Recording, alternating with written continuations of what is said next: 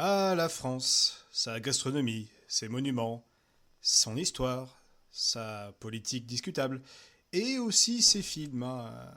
Alors si aujourd'hui la France est cantonnée à une énième comédie un peu burlesque où on apprend que Christian Clavier est un Français bien de chez nous, un petit peu raciste, qui va accueillir des migrants chez lui et qui va se rendre compte que c'est bien d'accueillir les gens et que finalement on est tous un petit peu racistes et qu'on peut s'unir dans la haine de l'autre. Mais il y a d'autres films à côté de ça qui sont un peu plus léchés, un peu plus recherchés et un peu plus genrés surtout. Et c'est justement de quoi nous allons parler aujourd'hui. Générique.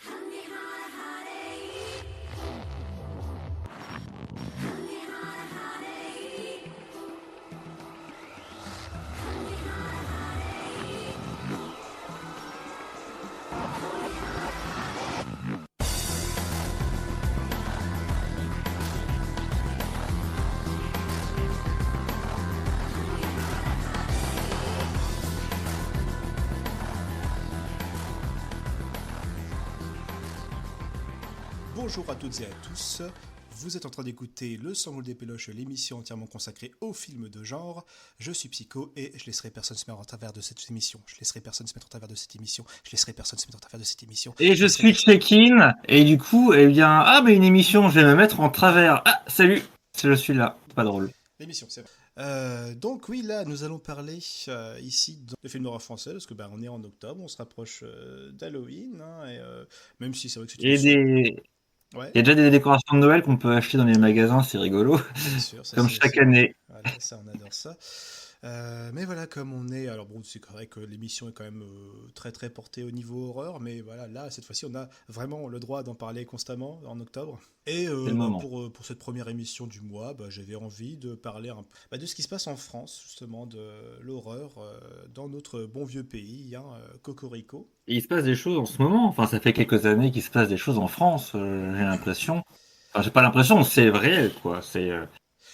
Oui et non, j'ai envie de te dire, parce que d'un côté, à chaque année, surtout quand on va dans des festivals, je me dis, waouh, mais en fait, il y a plein de trucs qui sortent, mais à chaque fois, dans le grand public, on en parle toujours pas énormément. Oui, c'est vrai que ça perce pas vraiment, Et à quoi. chaque fois, la Mais descente, on se dit, là, cette fois-ci, c'est la bonne, et je sais pas, c'est un espèce de rêve un peu inaccessible, je ne sais pas, peut-être qu'un jour, oui, vraiment, hein. Ça dit, effectivement, on peut quand même trouver un peu une petite évolution, notamment, tu sais, pas mal de films, vraiment, de gros films de genre et d'auteurs qui se retrouvent aux Oscars, au Festival oui, de ce que Cannes. j'allais dire, ça commence à être reconnu par les professionnels de la profession, quoi. Et ces films commencent à avoir des récompenses, Voilà. avec ce que ça peut apporter de bien ou de pas bien. J'ai pas relancé des débats sur Joss Philippot ou sur Julia Ducournau, mais bref, on n'est pas là pour parler de ça justement, parce qu'on a choisi deux films. Quelle transition, c'est un métier. On a choisi deux films pour faire un peu un grand écart entre ce qu'il y a aujourd'hui, avec un film tout le monde en a parlé, mais pas encore nous, donc on va le faire. Et Exactement. il y a 20 ans, parce que toi tu connais beaucoup mieux ça, le début de le French extrémisme, Alors, je sais plus quoi. c'est la French Wave extrémiste, tout simplement, ou la New French, parce qu'il y a eu il y a eu plusieurs vagues, hein, bien sûr. Là, c'est vrai qu'on parle souvent de la nouvelle vague française de l'extrême, hein, qui est, alors, le terme est surtout dit outre-mer, hein, c'est l'appellation qu'on a, mais c'est vrai que ouais, en France, on est plutôt connu pour ce cinéma un petit peu extrême, un peu vénère, pas spécialement glorifique, hein, ça peut très bien être juste des sujets un peu plus sociaux, mais qui sont souvent montrés avec du full frontal et assez vénère dans son C'est clair. exécution, hein. Hmm. Le cinéma de Gaspard Noé, entre autres, hein, on se rappelle du tollé enfin, je sais pas si c'était un Il y en a tollé eu négatif, mais plusieurs, en tout cas, hein. les réactions extrêmement échauffées après son film Irréversible, voilà, Ah oui, il s'est fait remarquer à Cannes, c'est il n'y a vrai. pas Oui. il y a pas qu'à Cannes que ça a eu lieu, ça s'est répandu, ça a fait des vagues quand même jusqu'au... Pour ce qui est de l'horreur, la vraie horreur un peu extrême, l'horreur pure qu'on a en France, c'est souvent un petit peu timide, même si ça a toujours un petit peu existé de manière un peu cachée. C'est vrai que moi j'avais vu une interview de Alexandre Aja, justement, on va en parler, Alexandre Aja, qui disait que la France n'était pas spécialement un pays d'horreur. Je suis pas spécialement d'accord avec ça. Parce qu'il faut pas oublier, et là je vais balancer un petit peu de cours d'histoire, Ah il faut j'écoute. pas... Je vais sortir mes Mad Movies, hein, parce que c'est Ah important. super. Exactement. Alors, le temps que tu cherches la page, je vais vous divertir je vais faire une petite danse, je vais faire des claquettes devant vous. Alors déjà, je te Voilà, rappelle que c'est nous bien. sommes un audio, et je l'ai déjà. Ah bon. J'ai déjà le truc. Donc, Ah, parfait. je rappelle que déjà, en France, on avait déjà du gore en 1897, carrément, Ah, je me fin rappelle, comme si 19e. c'était hier. Voilà, au 20 bis rue Chaptal, il y avait un petit théâtre qui s'appelait le théâtre du Grand Guignol. Et voilà, donc un spectacle du Guignol, vous savez pas ce que c'est, hein, c'est des marionnettes qui se tapent dessus avec un peu de Oui, violence. Ça j'allais excesse, dire. hein, c'est un peu la version française, la réponse française aux marionnettes Punch et Judy en Grande-Bretagne. Quelle culture. Et oui, non mais j'avais aussi pas mal étudié les marionnettes à une époque au lycée. Et donc oui, le théâtre du Grand Guignol, c'est une version encore plus adulte, hein. C'était des pièces de théâtre qui n'étaient pas toujours extrêmement futées niveau scénario, mais le but c'est que ça allait forcément progresser jusqu'à des séquences gore, des séquences extrêmement trash, hein, avec les premiers effets spéciaux utilisés pour le divertissement de l'époque, hein. Alors vraiment au tout début, Hmm. ils utilisaient carrément du vrai sang de la boucherie, voire Ah, du mou de veau. ah ouais, c'est Pour de la dégueulasse. bidoche, hein, ce qui n'était pas pratique déjà au niveau de l'odeur. Et il y a déjà eu des accidents où le chat du théâtre arrivait sur scène. Petite dédicace Ah oui, d'accord. à mon chat qui est en train de faire le bordel à côté. Et par la suite, ils ont vraiment réussi à commander du vrai faux sang fait par des spécialistes à l'époque, hein. Voilà, c'était le début aussi de grands effets spéciaux. Je conseille à pas mal de personnes. Alors ça a été fait par Netflix, mais qui est très très peu visible, hein, et j'ai l'impression ils en ont limite honte. Vous trouverez jamais ça sur la page d'accueil. Il faut que vous la recherchiez activement sur la plateforme. Je conseille le film alors, je crois que c'est La femme la plus assassinée au monde. Et ça Hmm. parle justement de l'émergence et du succès du Grand Guignol, du théâtre du Grand Guignol en France, à Paris. Et ça parle justement d'une actrice qui, tous les soirs sur scène, se fait assassiner. Ah, Voilà. ok. C'est vraiment intéressant. C'est pas le meilleur scénario du monde, mais ça a au moins ce petit côté un peu didactique, un peu, on apprend des choses sur l'époque, sur cette époque-là. Voilà, donc c'est pour dire qu'on a la France, elle a quand même historiquement baigné dans l'émergence du gore. Et là, je te parle, c'est fin 19e, c'est bien avant Herschel Gordon Lewis, hein, avec son 2000 Maniacs. Donc Oui, voilà. bien avant même Et puis avant le après, cinéma, quoi. C'est oui. exactement. Et puis même après, on avait quand même quelques thématiques horrifiques un peu éprouvantes, même pour les thématiques, enfin les films qui n'étaient pas spécifiquement gore, on avait quand même des scènes un peu osées.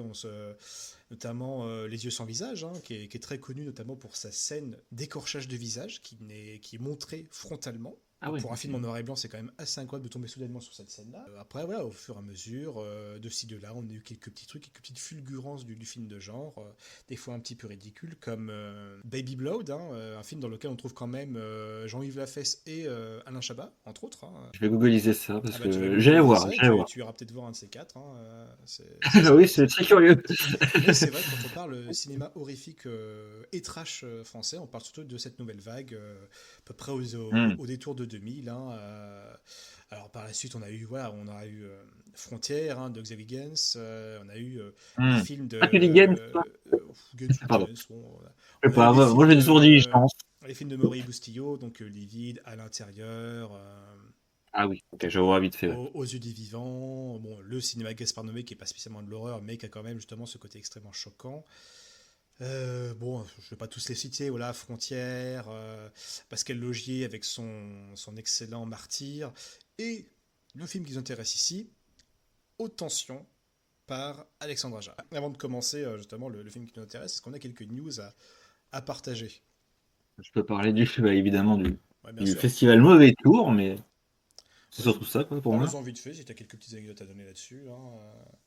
Ouais, ok. Et toi, tu veux parler d'un truc après aussi ou... Bah, disons que moi de mon côté, si tu veux un peu que je balance ma partie, disons j'ai pas énormément, enfin si, c'est pas que j'ai pas vu de film, c'est que j'en ai vu plein, j'en ai vu énormément, je Ah oui, regarde un film par c'est jour, vrai, je oui, fais les 31 jours d'horreur, donc si vous suivez oui. ma page Instagram, donc psycho underscore morphosis, voilà, vous en verrez, vous avez un petit conseil ou un déconseil de films par jour.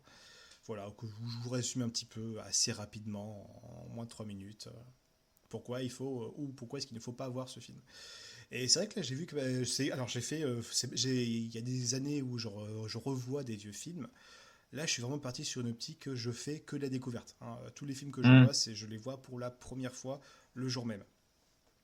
Et bon, il y a quelques trucs pas terribles. Il y a des classiques comme Willard que je trouve pas incroyable au final. Il y a quelques trucs complètement méconnus. Alors, majoritairement, je les trouve sur Shadows, donc il y a énormément de fan footage qui sort ce mois-ci, parce que je pense que les fan footage, c'est ceux qui coûtent le moins en termes de droits. Mais en même temps, c'est une très belle Ah. surprise, Frogman, que j'ai trouvé vraiment très bien. Howard Smile, qui est un documentaire qui fonctionne très bien aussi. Et puis c'est vrai que j'ai trouvé des thématiques vraiment halloweenesques. Donc The House of the Dead, rien à voir avec le jeu vidéo, qui est un petit film à sketch qui fonctionne très bien et qui est pas si gore que ça. Donc c'est vraiment un film que toute la famille pourrait regarder.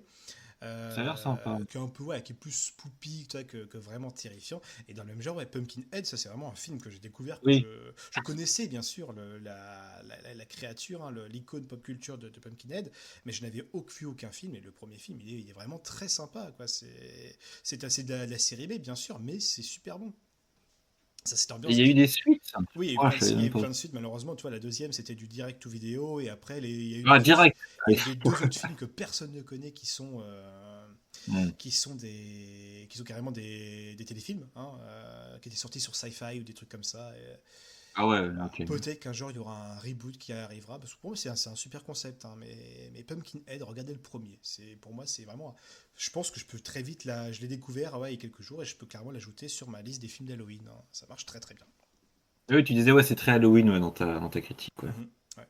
Non, vraiment très très Ok. bien. Je le conseille. Il y a cette petite ambiance assez délicieuse. Et donc toi, qu'est-ce que tu avais vu un truc aussi sympa récemment Oui, alors c'était absolument pas prévu. Je suis en train de balancer les vidéos là. Ça me motive en plus à relancer un peu mon Instagram et à parler de cinéma vraiment sur mon Instagram.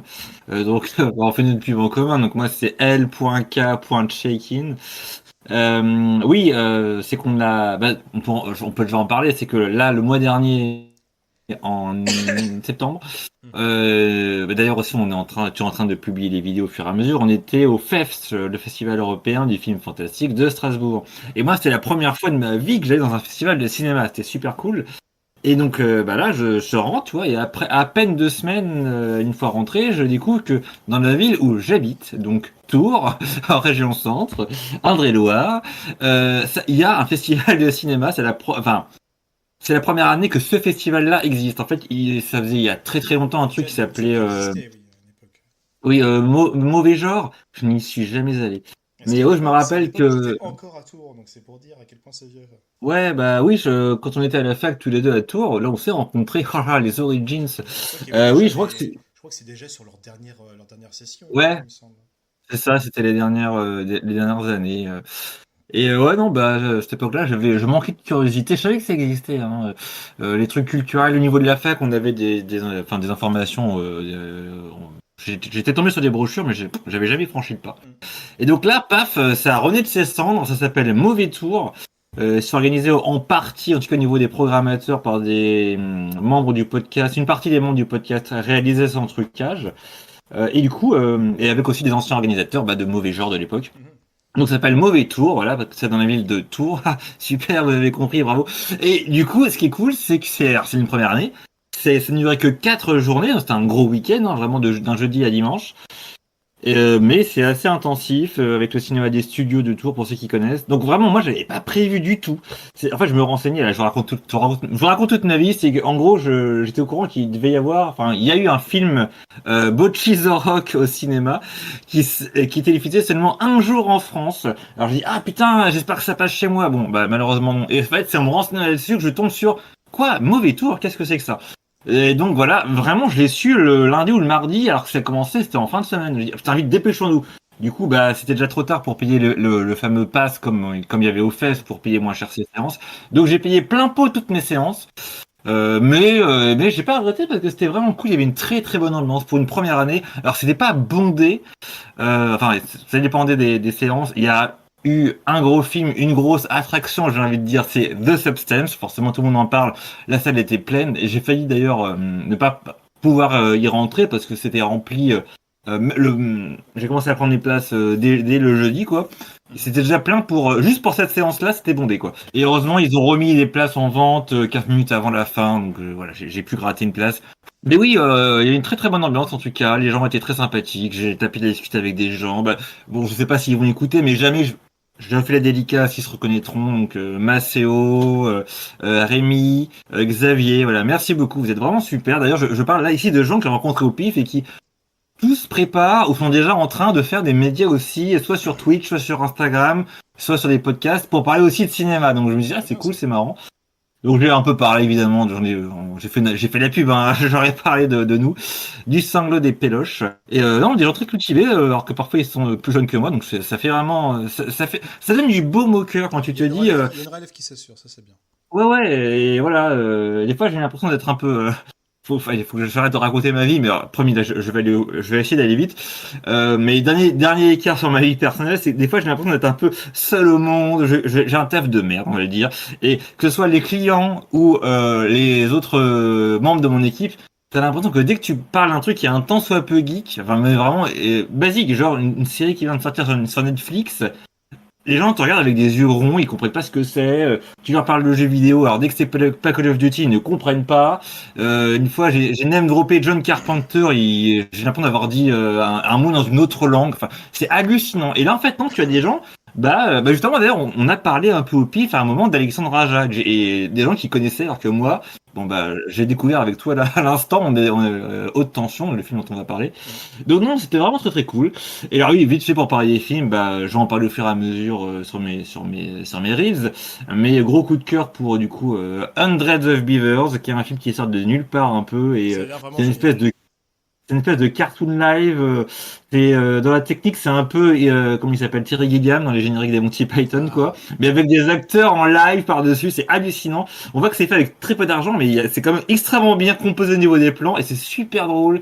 Et ouais, il y a aussi bien de l'humour un peu Tex Avery que vraiment les cartoons des débuts à la Hub Disney avec des personnages qui mâchent du tabac et qui chiquent et qui balancent ensuite dans des pots et qui se loupent à chaque fois. T'as du slapstick pur et dur. T'as du l'absurde, mais vraiment extraordinaire et une séquence incroyable à la fin qui, j'ai l'impression, a des références de jeux vidéo. Mais je crois que je me trompe pas d'ailleurs. J'ai commencé un peu à me renseigner. Et je fais de la pub. Il y a un Ulule qui est en train de se monter pour qu'on ait une édition vidéo en franc de ce film. Donc voilà, si vous êtes intéressé, moi je sais que je vais donner. on va donner. Parce que putain, c'est incroyable. Mais voilà, et sinon, vite fait pour en parler, il y a eu des films qu'on a déjà vus au FEF, donc je vais pas en reparler. Notamment Bah, Animal, il est repassé, je l'ai pas revu. Ce qui est J'ai bien, rattrapé. ce qui est bien, c'est qu'il y a Oui? quand même des films Pardon. que moi j'avais vus et que tu n'avais pas vus parce que Ah oui? tu n'étais pas encore sur Strasbourg et tu as pu les voir. Donc vraiment, quand on va faire le Ouais, gros ouais. débrief, tu vas pouvoir inclure ça dans la critique, quoi. Ça, c'est Ah, bien ça fait, y est, tu l'as annoncé. Donc oui, on va faire un débrief du FEF de Strasbourg, bien sûr. il y a beaucoup de films à évoquer, Mais écoute, comme The Stopper, ouais, comme je balance un Flow. peu la cuisine.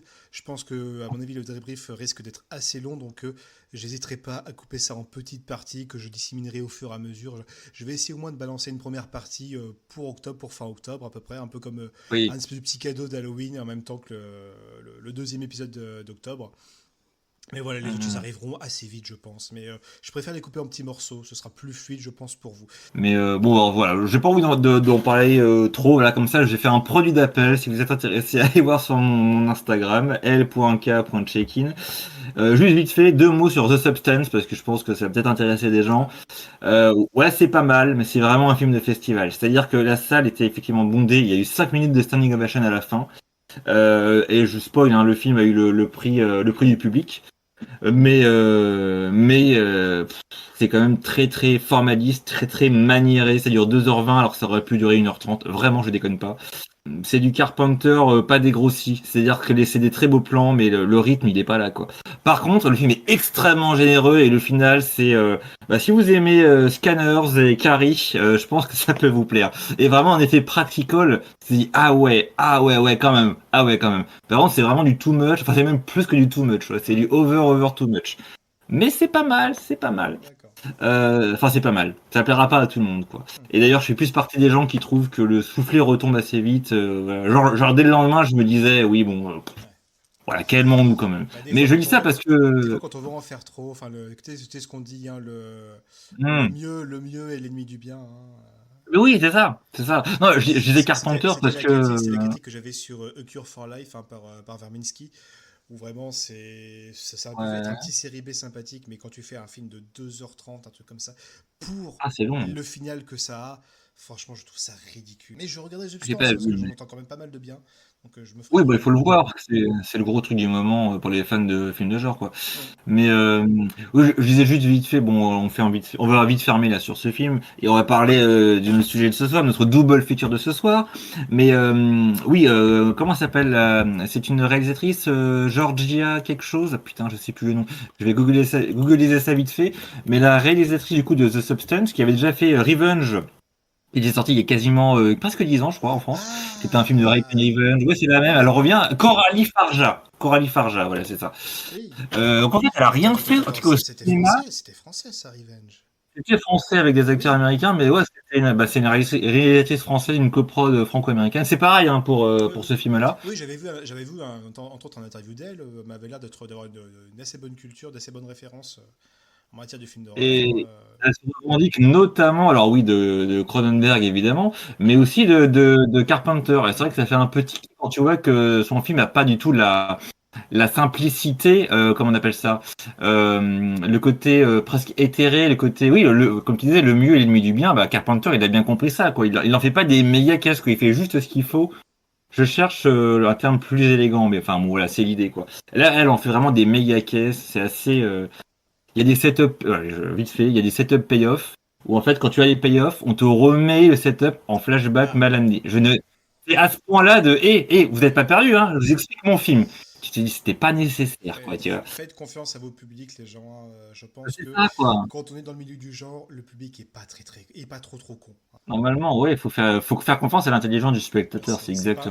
Et enfin voilà, je voulais juste en parler vite fait. Je serai un peu plus précis. Enfin non, je serai moins précis parce que sur Instagram, du coup, je me fais une limite de temps forcément pour pas dépasser trop les minutes 30. Parfois, je le fais un peu.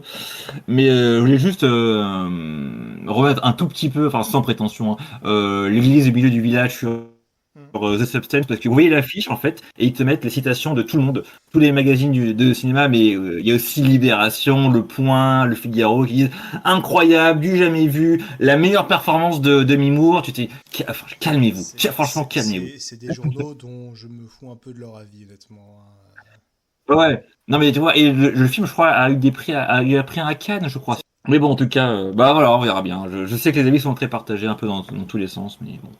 Ah, et Euh, Sébastien Vanissek est très sympa. Et Lisa Niarco aussi, voilà. Ah oui, c'est vrai qu'il était là. Je n'aime bien. Je vais dédicacer mon Blu-ray de. Ah bah, de Vermine, ça De tombe bien. Vermine, bah Pardon, dis oups, je donc, Foreshadowing, dis donc. spoilé. Oui, alors on le dit tout de suite, les deux films. C'est Oui, pas donc grave, Alexandre Aja, c'est et ça. après ce sera Vermine de Vanissek. Voilà, Voilà, Sébastien Vanissek. tout est déjà dit maintenant, il n'y aura pas de J'ai pas fait spoil. exprès. Non. Donc voilà, donc à nous deux. Moi de mon côté, donc pour ce double feature, donc comme dit, j'ai ramené donc Haute Tension par Alexandre Aja.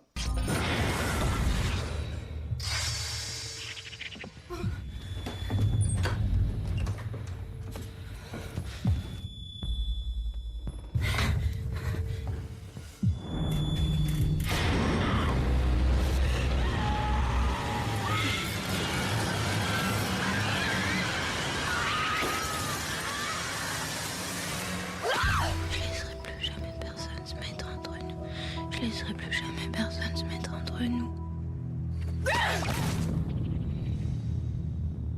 Donc J'ai découvert, donc. qui est vraiment au centre vraiment de cette mouvance, de cette nouvelle vague du cinéma de l'extrême française. Ouais. Donc, Influencé, ouais. Haute Tension, film de 2003. Il faut savoir que c'est le deuxième vrai film d'Alexandre Aja, parce il a fait d'autres petits films. Il était chef de seconde équipe. Donc il me semble que c'est des films pour son père, je crois.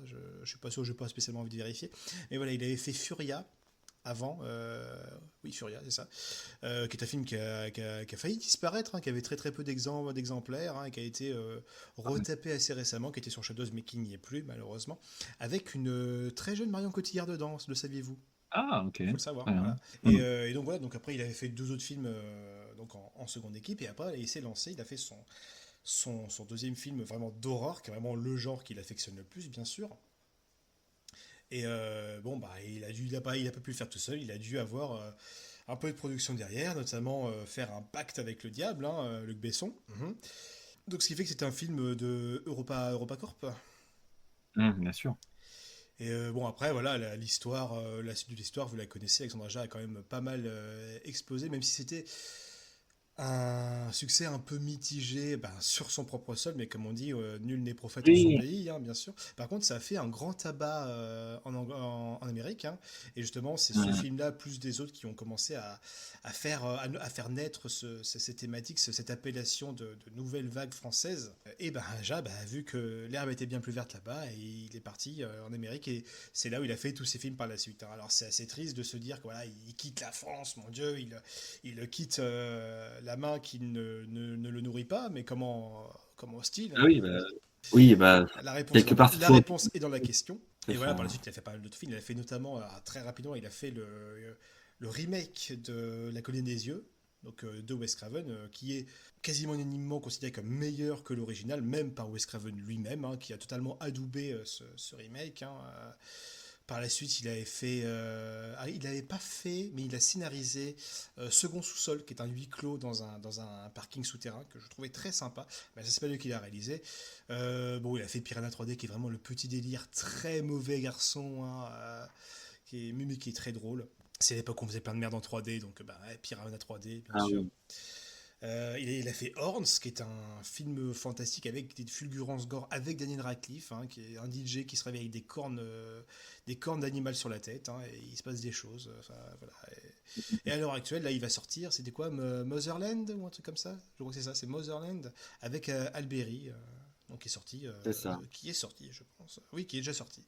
Et qui est, paraît-il, pas trop mal. Mais ça, c'est D'accord. bien après. Là, pour l'instant, il faut se concentrer un peu sur ce haute tension, donc de 2003. Avec un casting, là aussi, assez intéressant. On est quand même sur des noms qui résonnent tout de suite, hein. Je pense que c'était quand même aussi fait pour... bon, évidemment, il y a la collaboration avec Luc Besson qui lui a quand même permis d'obtenir ces personnes-là, ça c'est clair.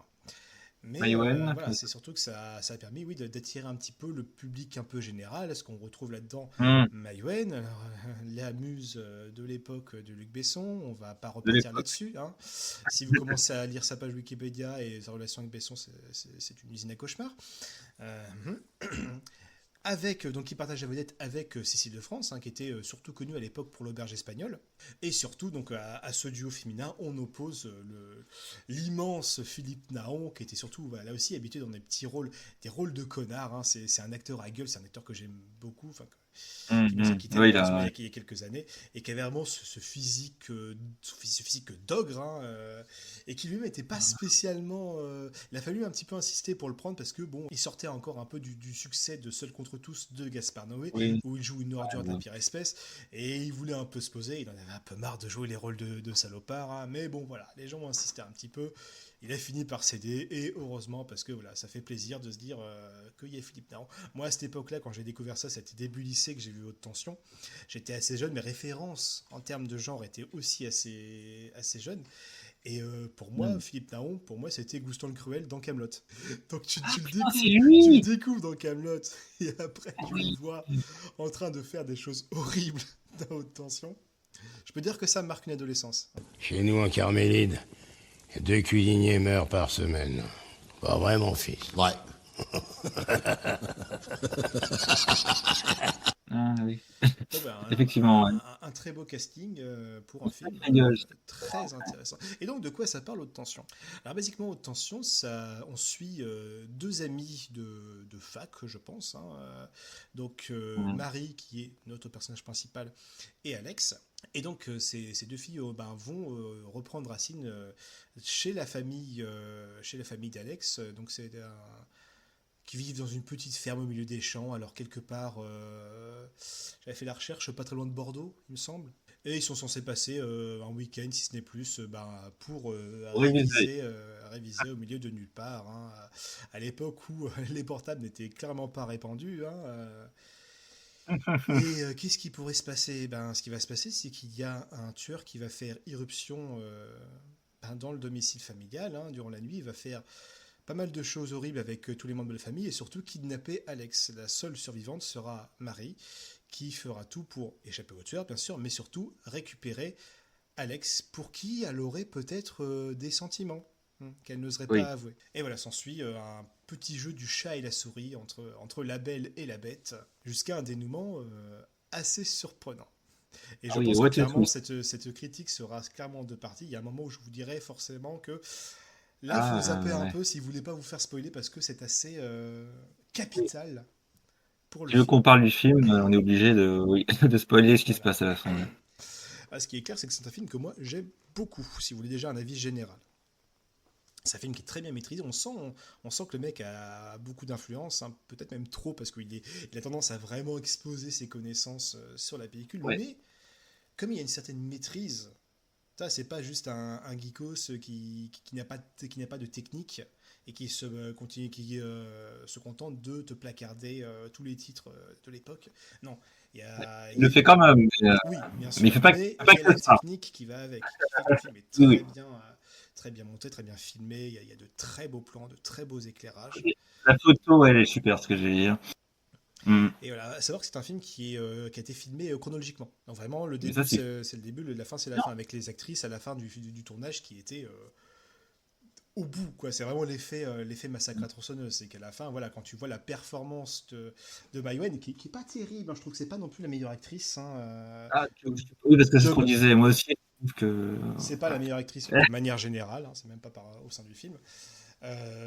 Mais voilà, c'est vrai qu'à la fin, elle a un jeu bien possédé. Et oui, ben, faut dire que c'était le dernier jour de, enfin, le dernier ou du moins l'un des derniers jours de tournage, et que oui, c'est là, il y avait de l'épuisement physique et mental qui était bien visible.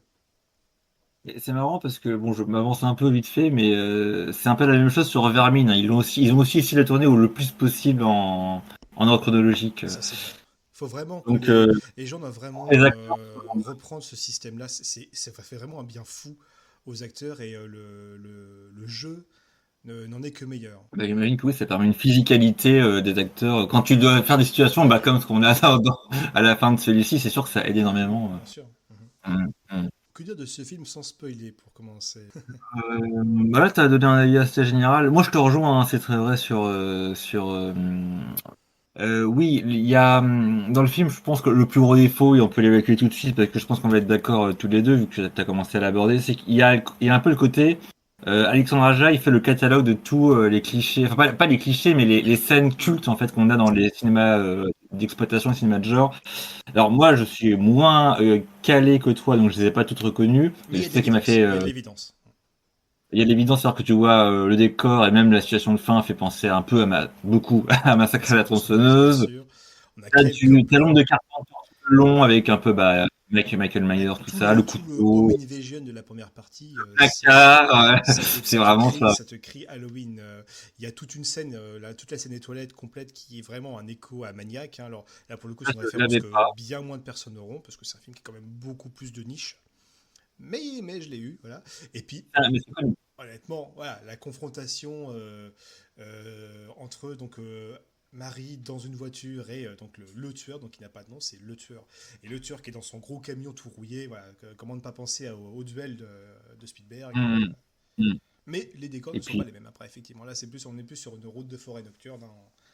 c'est justement ça, en fait. C'est qu'il y a quand même énormément de trucs qui sont. C'est pas des copier-coller, c'est-à-dire c'est des situations, hein. C'est pas des plans qui sont calqués sur ce qu'il y avait dans les films originaux.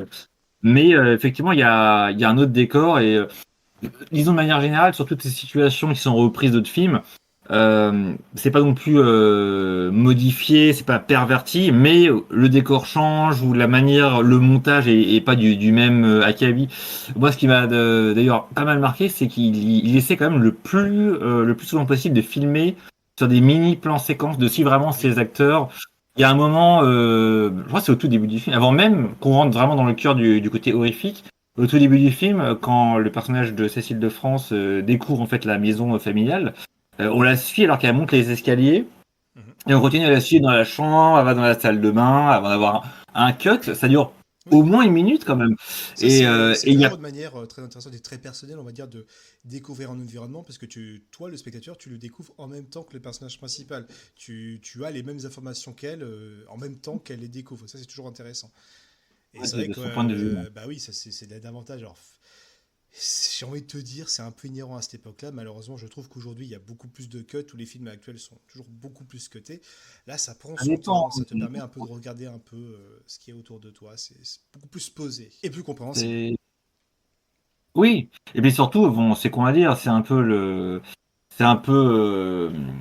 comment dire, vraiment quelque chose de purement technique, mais on se dit que ça doit demander pas mal de préparation avec toute l'équipe technique, parce qu'il y a les lumières, il y a le son et la caméra, et puis simplement les acteurs. C'est très con aussi parce que c'est un plan qui est assez court, mais il y a un moment, je te l'ai fait remarquer quand j'ai découvert les films avec toi tout à l'heure, c'est qu'on suit du coup Cécile de France qui est à l'extérieur, donc à longe le mur de la maison. Mhm. Et sur la fin du plan, en fait, on voit une fenêtre à l'intérieur et le tueur qui lui fait un Voilà, mouvement en même temps. voilà. Je dis, ils ont dû se coordonner, ils ont dû le répéter plein de fois, machin, ça a dû être un bordel. Et aussi, ce que j'aime bien, c'est que, alors, c'est des plans qui sont, je pense, complexes en termes de préparation et de cadrage, tout simplement, mais ils sont pas de tape à l'œil. C'est-à-dire, on reste pas appuyé longtemps sur ces plans un peu clinquants.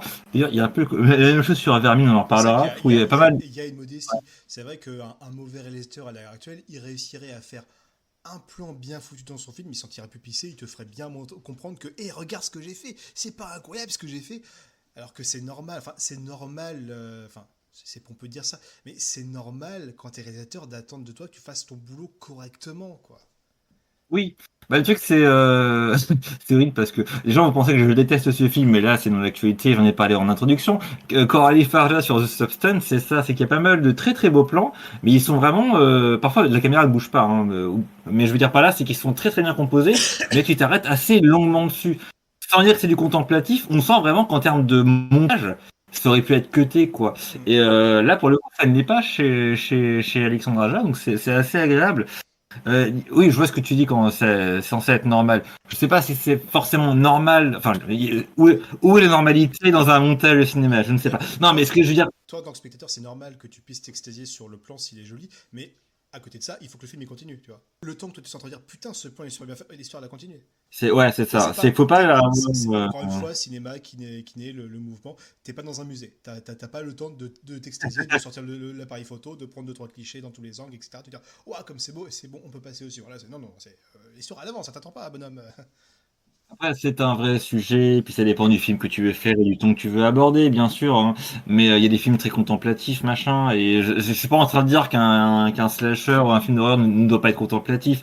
Mais ce que je veux dire par là, c'est que bon, je ne parle pas de The Substance en particulier. Arrête, ne croyez pas que je déteste le film, mais voilà, Alexandre Aja, en tout cas, il n'est pas en train de se regarder lui-même à travers la caméra en mode ah putain, c'est classe. Non, non, il fait son plan audacieux et puis paf, c'est bon, on passe à autre chose, quoi. Et c'est en tant que spectateur, le plaisir de visionnage, tu vas l'avoir en revoyant le film une deuxième Ça- fois, une troisième fois, en te disant ah et putain quand même, voilà. C'est Mais c'est un, le focus est gardé tout le long, quoi. c'est un mec qui oublie pas il reste enfin, il reste quand même dans le cinéma d'exploitation, il reste dans la série B. Et Oui, du coup, voilà. oui, à la base, c'est quand même un cinéma de divertissement, hein. Pas forcément fait pour faire les courses à Cannes, tu vois. On n'est pas là pour. Exactement, exactement. Je fais les gros clichés, mais c'est ça un peu, tu vois. Bref. En termes de bonnes idées, il y a aussi justement cette espèce de. Alors, c'était quoi? On parle de métonymie à ce moment-là, je pense. Est-ce qu'on peut parler de métonymie? Le style de caméra qui change un peu selon le personnage. Oui. Voilà, Ouais, je veux que je dise. la caméra on est sur une caméra portée, un peu tremblotante, pas ultra chez Kika non plus, mais légèrement tremblotante lorsque Non. l'on suit Marie, surtout lorsqu'elle elle essaie de se cacher par le tueur. Il y a vraiment la caméra qui est là pour exprimer l'état d'esprit, le stress permanent dans lequel elle est. Et Ouais, allez-y. lorsque la Ouais. caméra suit le tueur, on est sur une caméra quasiment soit portée, mais beaucoup plus calée, voire carrément Mm. sur une grue, qui est vraiment cette caméra très mécanique, très fluide, qui avance très correctement parce que le tueur il est sûr de lui, il sait où il va, il sait ce qu'il fait, il a son objectif. Et ce style il peut dériver légèrement selon que Marie soit plus sûre d'elle ou à l'inverse que le tueur Oui. commence à devenir petit à petit le traquer. Ça, c'est très très bien pensé, ouais. Bah là, tu m'as donné les clés de lecture de ces plans-là, parce qu'en découvrant le film. Que c'est vraiment, encore une fois, c'est amené très subtilement, mais tu vois que c'est là en fait. Donc c'est vraiment bien étudié en fait comme mise en scène. Et putain de bonne idée. Oui, oui. Et tu disais quand on a le point de vue du tueur, quand on suit le tueur, non seulement on a une caméra qui est beaucoup plus comment dire attachée, qui est beaucoup plus, enfin qui tremblote pas quoi, qui est vraiment qui suit de manière assez fixe. Mais même parfois en fait, c'est des plans on a juste des plans sur ses pieds en fait. Oui. Et d'ailleurs, il avance de manière très très entre guillemets lente, c'est un peu Michael Myers, tu vois. Lente, mais il est assuré, quoi. Et parfois, on n'a même pas La besoin. respiration profonde en prime. Oui, oui, il y a un vrai travail sur le son aussi, bah oui, sur la respiration, sur les craquements aussi, sur le parquet, enfin, c'est vrai, La manière aussi dont c'est amené en termes de plans, je crois même qu'il y a des plans fixes à des moments, parfois des plongées, notamment à l'intérieur de certaines pièces de la maison. Et oui, comme voilà, je fais que répéter ce que tu as dit, mais ouais, quand tu sens que ça commence un peu à être entre guillemets, c'est inversé entre les deux personnages en termes de mise en scène, tu comprends que la balance, le jeu entre le chasseur et chassé commence légèrement à être modifié. Et en fait, c'est ça qui est génial, c'est que tu vois, quelque part, on disait qu'il y a ce côté, il étale ses références, mais il arrive aussi à en faire quelque chose de pas forcément tout à fait digéré, mais en tout cas, il apporte autre chose par-dessus, en tout cas. C'est-à-dire que oui, il cite Carpenter, mais il fait des choses dans le style de Carpenter, que pourtant ne sont pas des citations directes. C'est-à-dire, voilà, cette idée d'avoir une mise en scène qui est extrêmement esthétique, qui est très, comment dire, enlevé. J'arrive pas à trouver le terme que je veux précisément. Voilà, vous regardez Halloween, c'est pas un film qui a forcément des côtés tape à l'œil. Par contre, tu te rends compte que c'est extrêmement ingénieux dans la mise en scène. Et ben là, c'est pareil. Je trouve que cette idée de ces deux points de vue qui se traduisent par des différences de filmage entre les deux personnages. C'est typiquement l'idée à Carpenter, quoi. Sans être un truc qu'il a piqué chez Carpenter, tu vois. Parce que Donc, le tueur incarné par Philippe Nahon n'est pas Michael Myers. Il agit un peu différemment. Lui, il entre directement par la porte d'entrée. Limite, il se fait inviter, un peu comme un vampire finalement. oui, ça non plus. Il sonne à la porte avant d'arriver, quoi. Et donc oui, durant toute cette scène, ce premier acte, on va dire, il y a, enfin, deuxième acte techniquement, parce qu'il y a toute l'introduction avec les filles et tout ça, mais durant cet acte-là, ouais, il y a un très bon rythme justement entre, bah oui, ces séquences de cache-cache entre Marie et le tueur, qui sont très lentes, mais à côté de ça, on va avoir à chaque fois disséminé à droite à gauche le meurtre d'un membre de la famille qui là par contre est toujours très graphique, très désespéré, avec une ironie qui marche très bien. La scène du meurtre de la mère devant Marie qui est cachée devant le placard et qui a à la fois l'horreur du c'est horrible parce qu'un être humain se fait tuer devant moi, mais j'en arrive à plus craindre pour moi et à juste espérer que en mourant, elle regarde pas trop dans ma direction pour pas que je me fasse gauler, tu vois, et en même temps, je dois avoir honte de penser ça, mais c'est le réflexe de survie. Ouais. Mais même sans les scènes de mort sont assez cool d'ailleurs. Mais rien que la première avec le père, tu te dis, ah oui, quand même, le film va là-dedans. Et c'est assez, oui, ouais, là pour le coup, on est plus dans du, je parle sous ton autorité, mais on est plus sur du Jason, j'ai l'impression. Non, ouais, c'est espèce de vendredi 13, quoi, Oui, on est sur ces meurtres surexagérés qui mettent plutôt en avant la force circulaire du tueur, plus que sur du meurtre au couteau sadique à la Michael Myers, ça c'est clair, oui. Mais je veux dire que alors, toutes ces scènes de meurtre sont plutôt bien pensées, assez satisfaisantes pour le spectateur. Mais je veux dire, même sans ces scènes-là, je trouve qu'il y a quand même pas mal de tension. Justement, tu te dis, elle va se planquer, vraiment, parce qu'il y a un vrai travail sur le son en fait. Je me répète encore une fois. Enfin, moi, j'étais quand même un peu comme Cécile de France, un peu retient ma respiration, planqué sous le lit. Ça marche extrêmement bien, quoi. Et aussi dans la scène des toilettes un peu plus loin dans le film avec le. Ça, c'est une très belle scène donc, oui, qui fait écho à Maniac, mais justement, pour moi, il y a une symétrie dans la séquence où on commence par Marie qui rentre dans les toilettes et c'est ce que sur les toilettes, mais se demande, bah, elle est cachée dans un des box des chiottes, et on a ce tueur qui avance et qui ouvre une par une toutes les portes. Donc, déjà, on a cet effet-là où il y a cette montée crescendo, à quel moment est-ce qu'il va me découvrir. Et une fois qu'il est parti, ou que elle pense qu'il est parti parce que tout est vu uniquement de son point de vue, et ben elle va devoir à nouveau, scène à l'envers, elle va devoir retraverser les toilettes, mais en se demandant si à chaque fois qu'elle passe devant une des boxes, s'il n'est pas planqué dans une des boxes qui vient d'ouvrir. Et donc on te fait plus ou moins l'inverse, où la traque, on va dire, s'inverse, enfin toujours en faveur de Marie, mais d'une toute autre façon. Et surtout, bah, la tension, enfin, à chaque porte, tu te dis, il peut être là, en fait. Et encore une fois, d'ailleurs, le moment où Marie, du coup, sort, il me semble, il n'y a pas de cut, hein. Vraiment, tu la vois sur un long plan séquence, ouvrir chaque porte, et tu te dis, à n'importe quel moment, il peut être derrière. Toi, tu l'as pas vu, même, en tant que spectateur. Tu sais pas s'il s'est barré ou pas, quoi. Donc, putain, ça marche de ouf. J'étais en mode, à la fin de cette séquence, quand elle boit, parce qu'elle en peut plus, quoi, elle est dans les toilettes, elle en profite, je me disais, mais non, mais ne fais pas ça, sors tout de suite. Vraiment, j'étais à fond dans le truc. Et, Ça marche. et Du finalement, à la feu fin de de cette Dieu. séquence, ce qui est le plus effrayant, c'est pas qu'il était là finalement, c'est qu'il est déjà parti avec Alex. Et que Oui, oui, t'es en train de la bagnole. potentiellement Mais elle va les perdre de vue. c'est ça, C'est ça qui est là. tout à fait. Ouais. Même Non, si mais moi j'étais un peu, je faisais une blague sur le moment et je me disais, bon bah c'est pas grave, voilà, il l'a tué, mais moi au moins je suis en vie. Là, j'étais vraiment dans le réflexe de survie comme le personnage. J'étais à fond avec elle. Mais oui, bah, évidemment que le film va pas s'arrêter là, qu'après elle pourchasse le tueur. mais ouais, Philippe Naon, dans ce film, c'est un peu un mixte entre Michael Myers, mais avec le sadisme Ah oui, de Freddy Krueger, hein. C'est un personnage qui est oui. très sexuel, très très pervers. Alors déjà, c'est Philippe Naon. Regardez la gueule de Philippe Naon. Voilà. Mm. Il est vraiment mais, Très détestable au malsain. possible, hein, extrêmement malsain. Il y a plein de petites scènes. Où il parle très peu, hein, mais. La scène dans la supérette, encore une fois, avec le Euh, vendeur.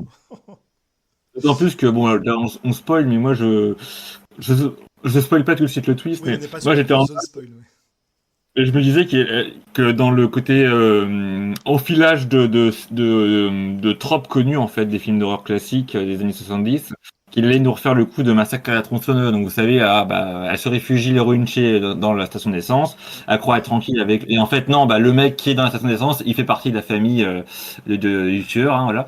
Là non, pour le coup, je spoil. C'est pas le cas. Mais du coup, j'ai l'impression qu'il y a aussi ce côté un peu méta avec les spectateurs. Tu sais pas vraiment quoi. Et en tout cas, même sans ça, la scène de la station d'essence, et notamment, bah là, en termes de sadisme, euh, le fait que, regarde, moi, alors, c'est encore une référence, moi je l'avais pas capté, mais oui, tu m'as dit évidemment la mort du mec dans la station d'essence, c'est Shining. Bien Mais sûr. c'est-à-dire que le mec, il est déjà mort à coups de couteau, mais après, il insiste, il écrase bien du pied.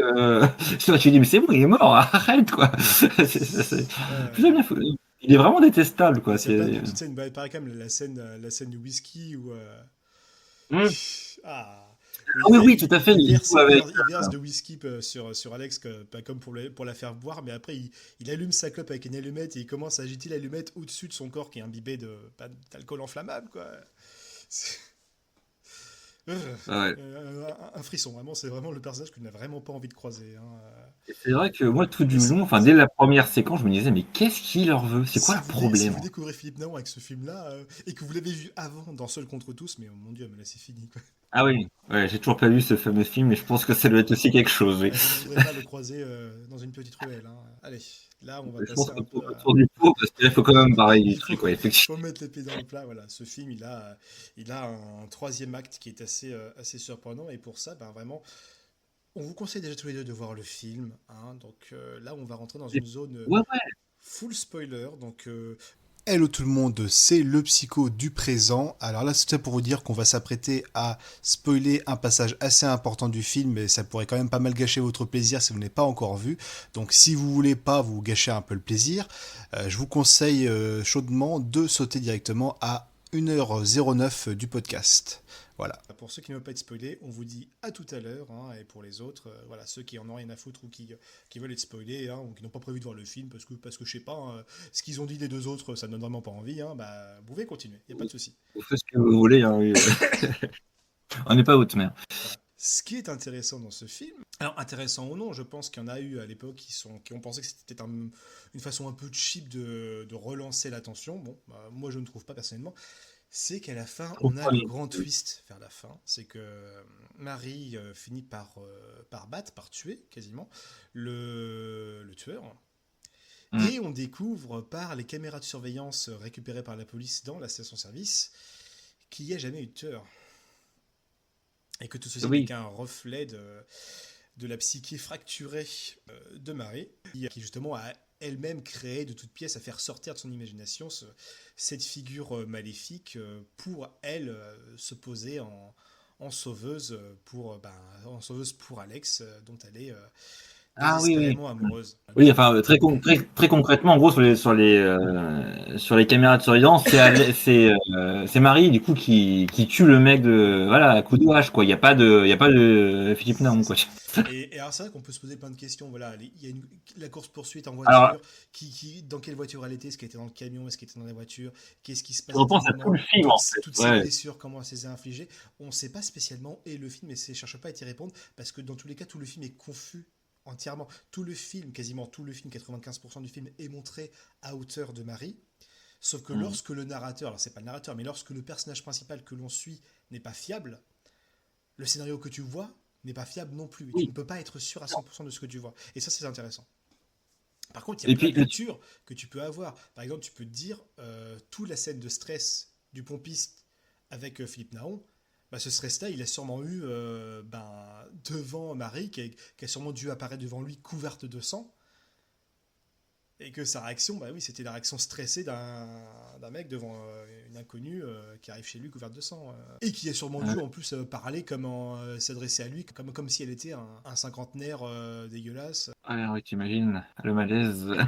Il y a quelques scènes qui sont intéressantes et qu'on peut un peu louper si on ne cligne pas des yeux. Par exemple, le fusil qu'utilise le tueur à un moment pour tuer le gamin de la famille. Et ce fusil, c'est pas un fusil qui sort de sa... Alors, si, dans le scénario, dans le film, toi, spectateur, tu le vois sortir le fusil de sa camionnette, mais ce fusil, il vient pas de la camionnette. Ce fusil, il est dans le bureau du père de famille.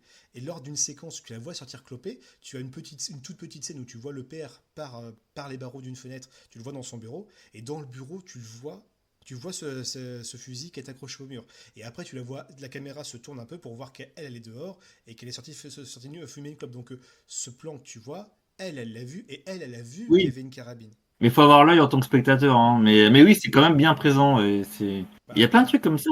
Des petites phrases qu'elle va dire, qu'il a aussi le double sens. C'est surtout ça qui m'a fait tilter, quoi.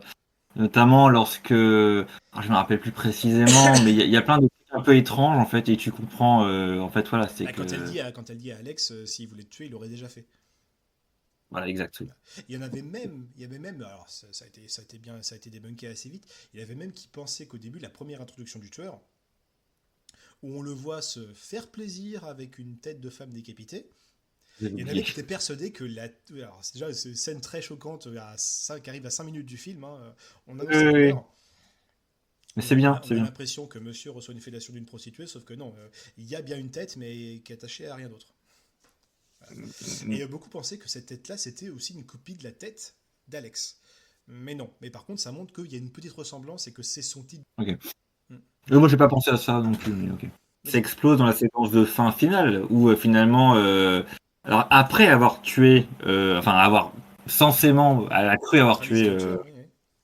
Donc elle ouvre la camionnette, elle sauve sa pote, et donc voilà, forcément, nous en tant que spectateurs, on a vu les scènes de caméra de surveillance, donc on sait que c'est bien elle qui a tué toute la famille. D'ailleurs, c'est ensuite verbalisé par et on a du coup une bien intéressante tournure de séquences dramatiques, parce que on a beaucoup d'ironie dramatique, où on a vu quelque chose que la future victime n'a pas vu. Là, c'est une toute autre tournure, c'est que on sait quelque chose que la tueuse elle-même ne sait pas, parce qu'elle-même n'est quasiment même pas au courant qu'elle est en train de faire un dédoublement total. Ouais, il y a un truc de la personnalité, ouais. Et le film s'arrête pas là. Ça qui est cool, c'est que on a encore une séance de course-poursuite et assez violente avec l'autostoppeur. Non, elle devient autostoppeuse et oui. On a justement cette scène de course-poursuite dans les bois où on va switcher de Marie au tueur à Marie. Enfin, on a quasiment la même séquence où tu vas voir le tueur courir avec son espèce de scie sauteuse, et puis après, plan suivant, on va avoir un champ contre champ et c'est Marie qui a sa place. Très sympathique évidemment, et à la fin la scène extrêmement gore dans la voiture. Oui. C'est assez plaisant. Je m'attendais pas à ce que le film allait jusque-là, mais si, et du coup ça vieillit extrêmement bien en termes d'effets chocs. Ce côté très Evil Dead qui n'est pas spécialement voulu, ça je l'ai su. Le plan sur la caméra. C'est tellement accidentel que le sang gicle sur la lentille de la caméra, mais c'est vrai que ça fait terriblement Evil Dead. D'ailleurs, l'anecdote amusante que je voulais à tout prix placer, la caméra s'est tellement fait asperger de sang que des mois après, quand ils ont retourné un autre film avec la même caméra, et lorsqu'il faisait un zoom avec la caméra et qu'il fallait que la lentille avançait mécaniquement, il y avait du faux sang qui continuait de sointer de la caméra. Ouais, c'est ouf quand même. Ça devait être bien incrusté quoi. Juste un truc, alors je sais pas si on se lance tout de suite dans les théories ou je sais pas quoi, mais là justement la séquence finale où du coup donc le personnage de Mai Wen, Marie c'est ça? Non, c'est Alex. Si de France c'est Marie. Alex. Et Mai Wen c'est Ouais, Alex. Ouais, donc alors Alex, en fait, elle est en train de s'enfuir, machin, et elle est récupérée par le mec en voiture. C'est la scène dont Marie rêvait au début. Oui. Sauf que Marie se rêvait.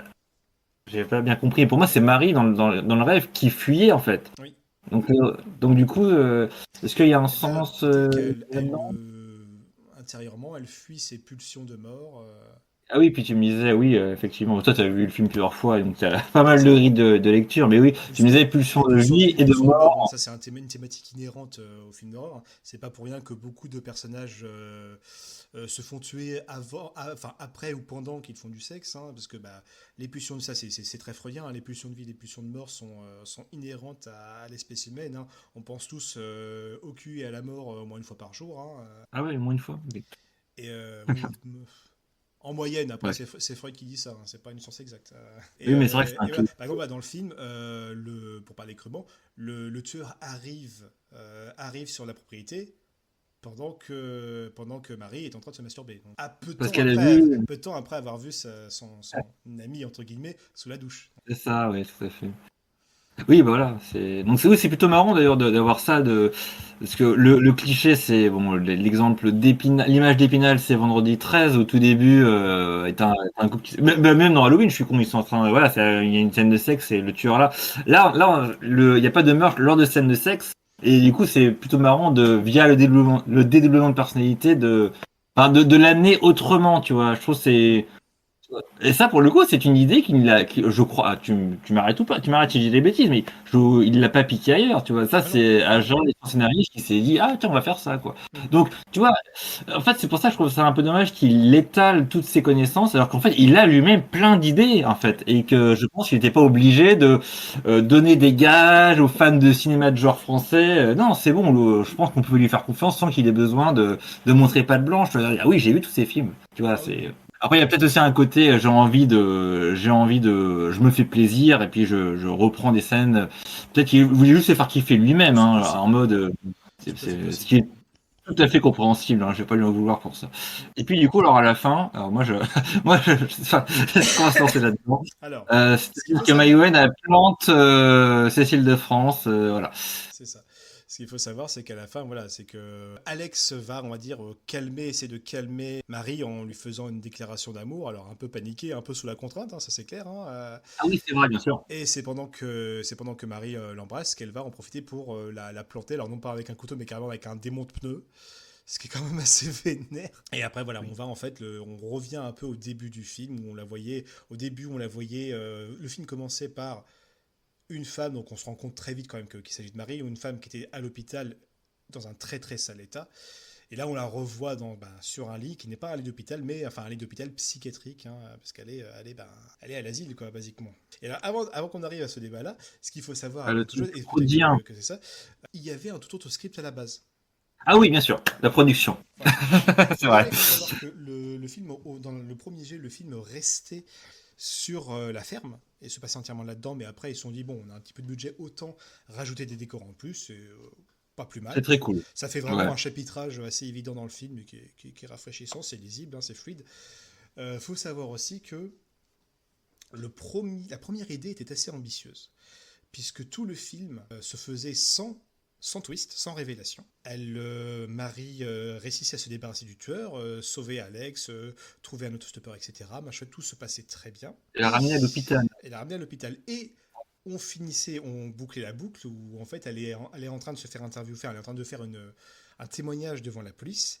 Et c'est à la toute fin que le policier lui montrait les enregistrements de la station-service qui révélaient que c'est elle qui avait fait les meurtres en lui disant bah, est-ce que vous êtes sûr que vous voulez toujours garder votre témoignage Et ça se finissait comme ça. C'est vraiment à la toute fin qu'on te dit bah non, en fait, c'est elle qui a fait tout le coup.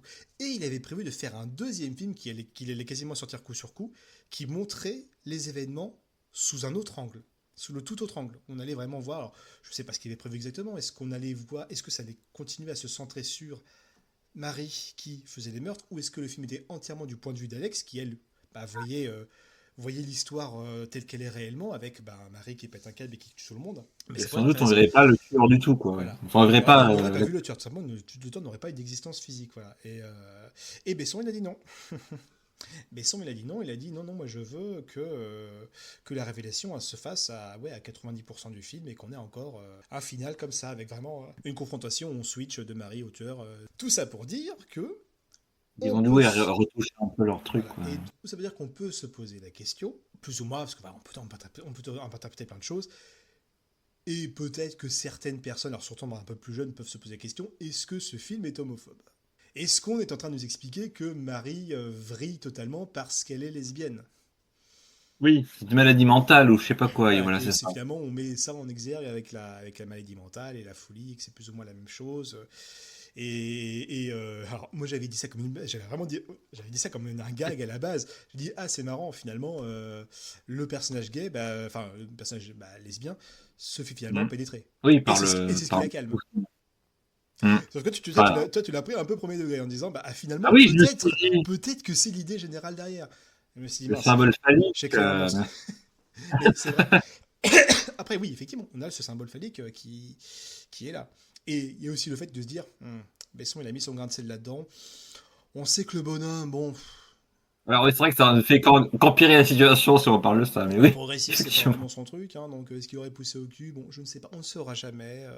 L'interprétation d'un film n'appartient même plus à son réalisateur une fois qu'il est sorti. Donc, on peut se poser la Ah, question. les Wachowski, comment ça va? Ah oui, la pilule rouge, ouais, je connais. Ouais. Pardon.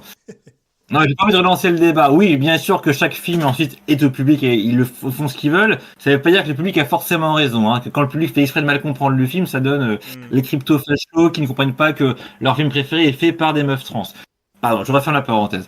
Il fallait le placer. Tu vois, ça m'énerve. Donc voilà, donc moi je donnais, enfin tu vas me donner ton avis après, pour le débat.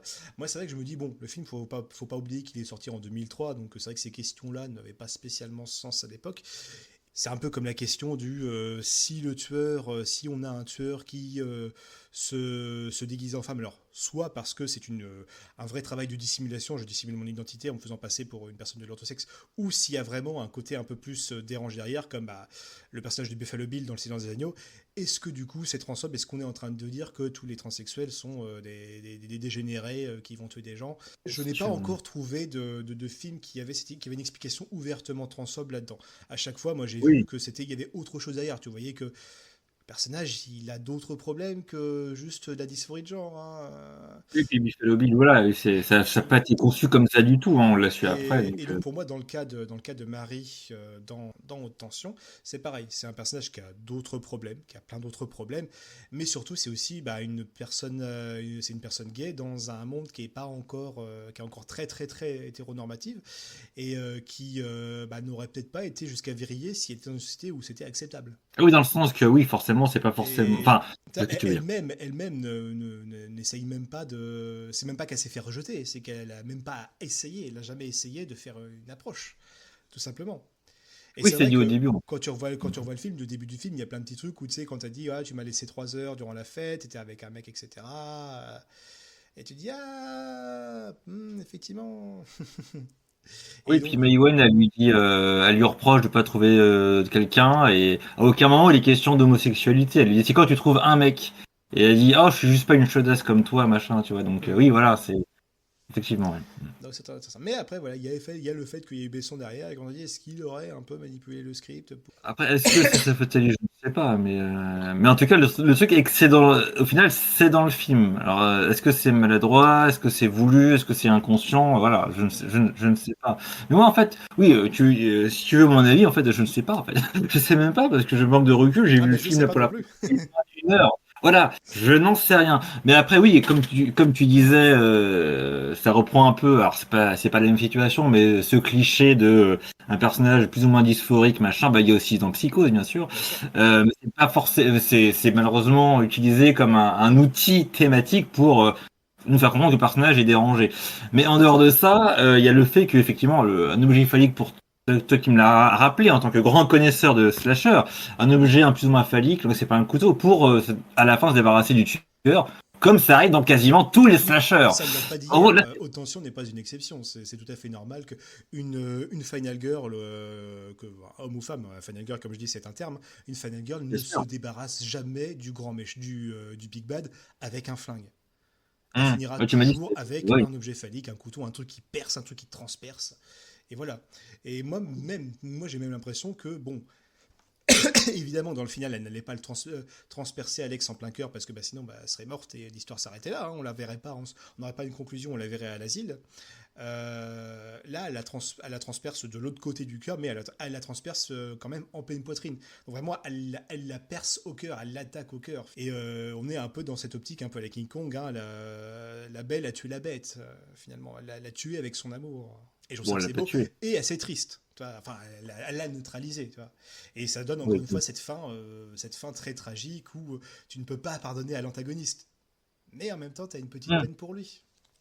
ouais, c'est ça, oui. Oui, comme un film de monstre, Parce quoi, qu'encore une fois, c'est effectivement. un Ouais. personnage que tu vois et que tu te dis, les choses auraient pu en être autrement. Euh, Il y a une route parallèle où les choses se passent bien. Enfin, il y a beaucoup de débats là-dessus. Et puis juste pour remettre une dernière pièce dans la machine sur le côté un peu genré des slasher movies où c'est le plus souvent une final girl et du coup voilà on a un objet phallique machin pour se débarrasser. Il y a aussi, c'est beaucoup moins commun, mais il y a des final boys. Oui. Et je vous renvoie sur ce grand classique qui est Evil Dead, qui alors apparemment, moi j'étais trop jeune pour le savoir, mais il semblerait qu'à l'époque de la sortie du film, c'est notamment ce qu'ils ont dit, je leur fais de la pub, c'est gentil, ils en ont même pas besoin. Capture Mag, qui avait fait un long podcast en plusieurs parties sur Sam Raimi, racontait qu'à l'époque du premier Evil Dead, tout et n'importe quoi avait été dit sur la lecture de ce film-là, que c'était un film ultra sexiste, parce qu'il y avait que des meufs qui mouraient, et voilà, elles étaient hystériques à transformer en zombies, Ah, et que c'était un héros, un mec, qui s'en sortait. Et d'autres gens, au contraire, ils comprenaient que c'était finalement une féminisation du héros, parce qu'il gueulait comme tout le temps comme une meuf, tu vois. Donc en fait, au bout d'un moment, que penser, que dire, que quoi interpréter, je ne sais pas. et c'est peut-être c'est peut-être en réponse à ces retours que dans les suites, Ash est encore plus beauf, mais de manière extrêmement ridicule. C'est pas un personnage Oui, avec lequel tu es constamment d'accord. Quoi. C'est un personnage qui est ridicule. C'est exactement comme OSS 117. Quoi. C'est un personnage qui est beauf, qui est raciste, qui est conservateur, mais tu ne peux pas le prendre au sérieux. Toi. Il est tellement ridicule que oui, tu ris. Tu ris de lui, tu ne ris pas avec lui. C'est un peu des deux. un peu des J'en deux. sais rien. Mais il Oui, y a ce côté où tu dis, ouais, il était marrant ce con, mais. oui, voilà, mais bon, c'est vrai que oui, Ash, il Mais finit par être je là. l'inviterai pas à Noël chez moi, quoi, tu vois. Ouais, c'est vrai qu'il devient un peu héros malgré lui dans le troisième film. Il est un peu lâche parfois. Enfin, tu te dis, oui, bon, voilà. Tu vois, bref, c'est un personnage de cartoon. Ouais. C'est un peu différent. C'est pas la même tonalité que dans Haute Mais Tension. de toute façon, tous les films, d'autant plus que tous les Villes sont déjà différents entre eux. Alors, mais ça pose la question, après, effectivement, si on veut revenir à Haute Tension, ça pose la question est-ce que le sexe de l'héroïne est changeable? Est-ce qu'on aurait une histoire totalement différente si c'est un homme? Je pense que oui. Personnellement, je pense que oui. Hum, Est-ce hum. qu'on arriverait au même résultat, à la même sensibilité si c'était un homme amoureux d'une femme qui se dédoublait, qui avait cette espèce de projection d'un agresseur pour devenir un héros? Ah, c'est une autre question parce que là, on est en train de réécrire un film qui n'existe pas, donc j'en sais rien moi. Mais ouais, je pense que le final ce serait pas très différent. Effectivement, mais ouais. Ah, moi j'aurais tendance à penser que ce serait différent, justement. Je sais pas. Ah, tu penses? Bah ouais, D'accord. je Oh sais là, pas. J'ai intéressant. l'impression que. Je ne sais pas. J'ai même envie de te dire, C'est moi. il y a peut-être une bonne raison pour laquelle Marie projette du coup cet agresseur comme vraiment un archétype de beauf Le toxique, gros hein, de dégueulasse. gros dégueulasse, ruisselant de sueur, libidineux au possible, vraiment comme si Euh, c'était elle-même sa vision un peu de l'autre sexe. Ah oui, donc oui, c'est vrai qu'on pourrait. Ouais. Enfin, Effectivement, si on vient d'un personnage en masculin. général, parce que c'est pas la vision qu'elle a par exemple du père d'Alex. Et est-ce que le père d'Alex est une vision? Parce que finalement, enfin, il est peut-être tout à fait conforme à un regard objectif, finalement, ce qu'on a Ouais. dans le film. Je ne sais pas. Putain, ça ouvre des portes d'interprétation. Mais enfin, tiens, voilà, c'est ça qui est marrant, c'est que moi, sur le film, j'étais au début, je le prenais pour ce qu'il était, je le trouvais très efficace, mais bon, pas très original. Et je me disais même, pourquoi il y a un tueur qui vient et qui fout le bordel, qui vient tuer tout le monde? Bon, maintenant, on comprend à la fin du film pourquoi. Mais le truc, c'est que à la toute fin, quand tu as le twist, tout d'un coup, paf, ça change vraiment tout l'intérêt du film. J'ai envie de le revoir. Et tu te dis, ça ouvre des portes d'interprétation dans tous les sens. Et bah, c'est la marque des grands films de genre, Tout à fait. des grands films d'horreur. Après, Encore une fois, la Carpenter et compagnie, quoi. Après, si vous voulez en faire l'interprétation pour fustiger le réalisateur, tant pis, faites ce que vous voulez C'est avec. possible, voilà. Vous faites l'inverse. Mais Enfin, bon. il y a plein de choses. Encore une fois, ça n'appartient plus au réalisateur. Ah, trouvez des arguments quand même, hein, s'il vous plaît, parce que Mais sinon. voilà, soyez argumentatif là-dedans. Mais c'est vrai que c'est intéressant, il y a plein de choses à faire. Et regardez qui voilà, c'est ceux qui ont skippé, qui viennent d'arriver, ça va? Vous nous avez manqué, hein. Ah oui, oui, c'est vrai. Ouh là, ça n'est passé les choses. Fou. Si vous saviez ce qui s'est passé, c'est incroyable, hein. Ouais, je viens de fermer le. On va passer à autre chose. Je pense que. Je sais pas si tu avais quelque chose à rajouter, toi, de ton côté. Non, non, bah, moi, je peux donner mon avis, mais j'ai bien aimé. Enfin, non, j'ai dit tout ce que j'avais à dire sur le film. Voilà. Bah écoute, moi, si je veux conclure là-dessus, c'est vrai, c'est un film que j'ai vu beaucoup de fois, en fait, quand j'y repense. Je l'ai vu quand même Hmm. pas mal de fois. Et à chaque fois, ouais, je prends quand même mon pied, hein. J'avais eu le plaisir de le voir au Festival de Gérardmer. Il avait repassé sur une bobine 8 Ah, mm qui accentue encore plus le grain très. Oui, parce que c'est un film qui est de son époque, hein, vraiment. Ça, je l'avais pas dit avant. C'est un film qui c'est est pas de tourné en 2003 numérique. et ça se voit vraiment. Il y a ce grain Hmm. très épais, il y a ce son, même c'est une petite capsule temporelle, même les actrices, et leur façon de parler, leur timbre de voix, tu sens les années 90, tu sens la fin des années 90, le début des années 2000. D'ailleurs, c'est bien, Marie a cette voix très fluette, très cute, alors Oui, oui, c'est qu'il va vrai. se Oui. passer des choses, quoi. C'est très bien. Donc ouais, c'est un film que moi, ouais, j'ai vu plein de fois, je le reverrai, je l'aime énormément et je le conseillerais parce que c'est vraiment déjà Aja, voilà, c'est déjà Aja est très bien. J'ai une photo avec lui sur mon Instagram, voilà. Justement, on sortait de Ah, la projection d'Haute Tension au Festival de Gérard, mais j'ai pu l'alpaguer au passage. Désolé Aja, tu t'es fait agresser par un connard en béret qui a pris une photo avec toi. mais non, Et tu étais on dit très pas gentil ça. avec. De ton côté, Euh, Kevin? de mon côté, c'est pareil, hein, c'est le triplet gagnant. Je découvre ce film et c'est très bien. J'ai bien aimé et je le reverrai. Surtout que je pense qu'il y a beaucoup d'intérêt de spectateurs à le retrouver. Comme un jeu avec le spectateur d'essayer de réinterpréter le film avec ce qu'on sait. Et puis évidemment, je le conseille vraiment. Je pense que si vous êtes un minimum intéressé par le film de genre, bah, il faut le regarder, quoi. Le simple fait que ce film soit un marqueur pour les Américains, Oui. en mode ils ont découvert vraiment le cinéma français de genre avec ce film-là. Donc ouais, je vous le recommande, mais chaudement, quoi. Parce qu'après, ce qui est très connu d'Adaja, c'est quand même la colline des yeux. Mais c'est quand même très américano-centré, hein, bien évidemment. Oui, C'est c'est dans le le remake désert. d'un Voilà, film ça se passe dans américain. le désert Non, pardon. américain. Oui, oui, bien sûr, c'est vrai. Alors qu'au Wes tension, Craven. voilà, Cocorico, tu as la gendarmerie, agent de la paix avant Ah oui, tout, hein, avec avec le leur petit accent, accent. oui. Mais bon, non, mais c'est super. Mm, mm, Vraiment un film très bien et du coup, je pense qu'on peut lui donner nos notes respectives, n'est-ce pas? oui. C'est vrai que Alors moi, je ouais, donnerais la note de jeu PlayStation inconnu sur 20. oui. On ne saura jamais. Tu pourras revoir le film pour voir quel était ce mystérieux jeu PS1 sur le comptoir du pont PC. Voilà. Ça se trouve, il aura même pas eu le temps de le finir ce jeu. Ah, je pense que oui.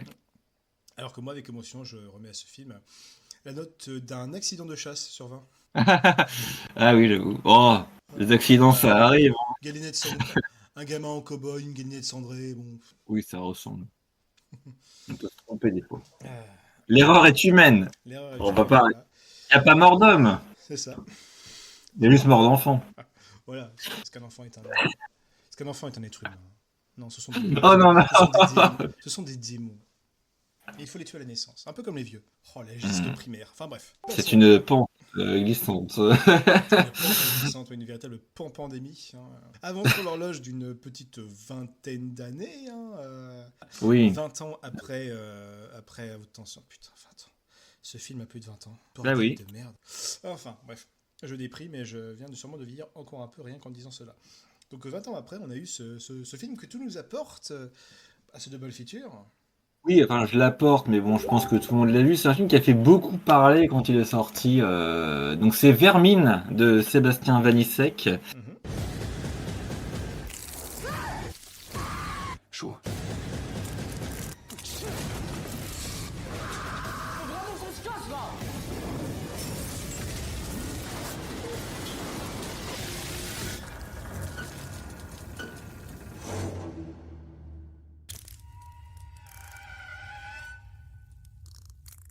Que tout le monde m'a recommandé chaudement, toi le premier d'ailleurs.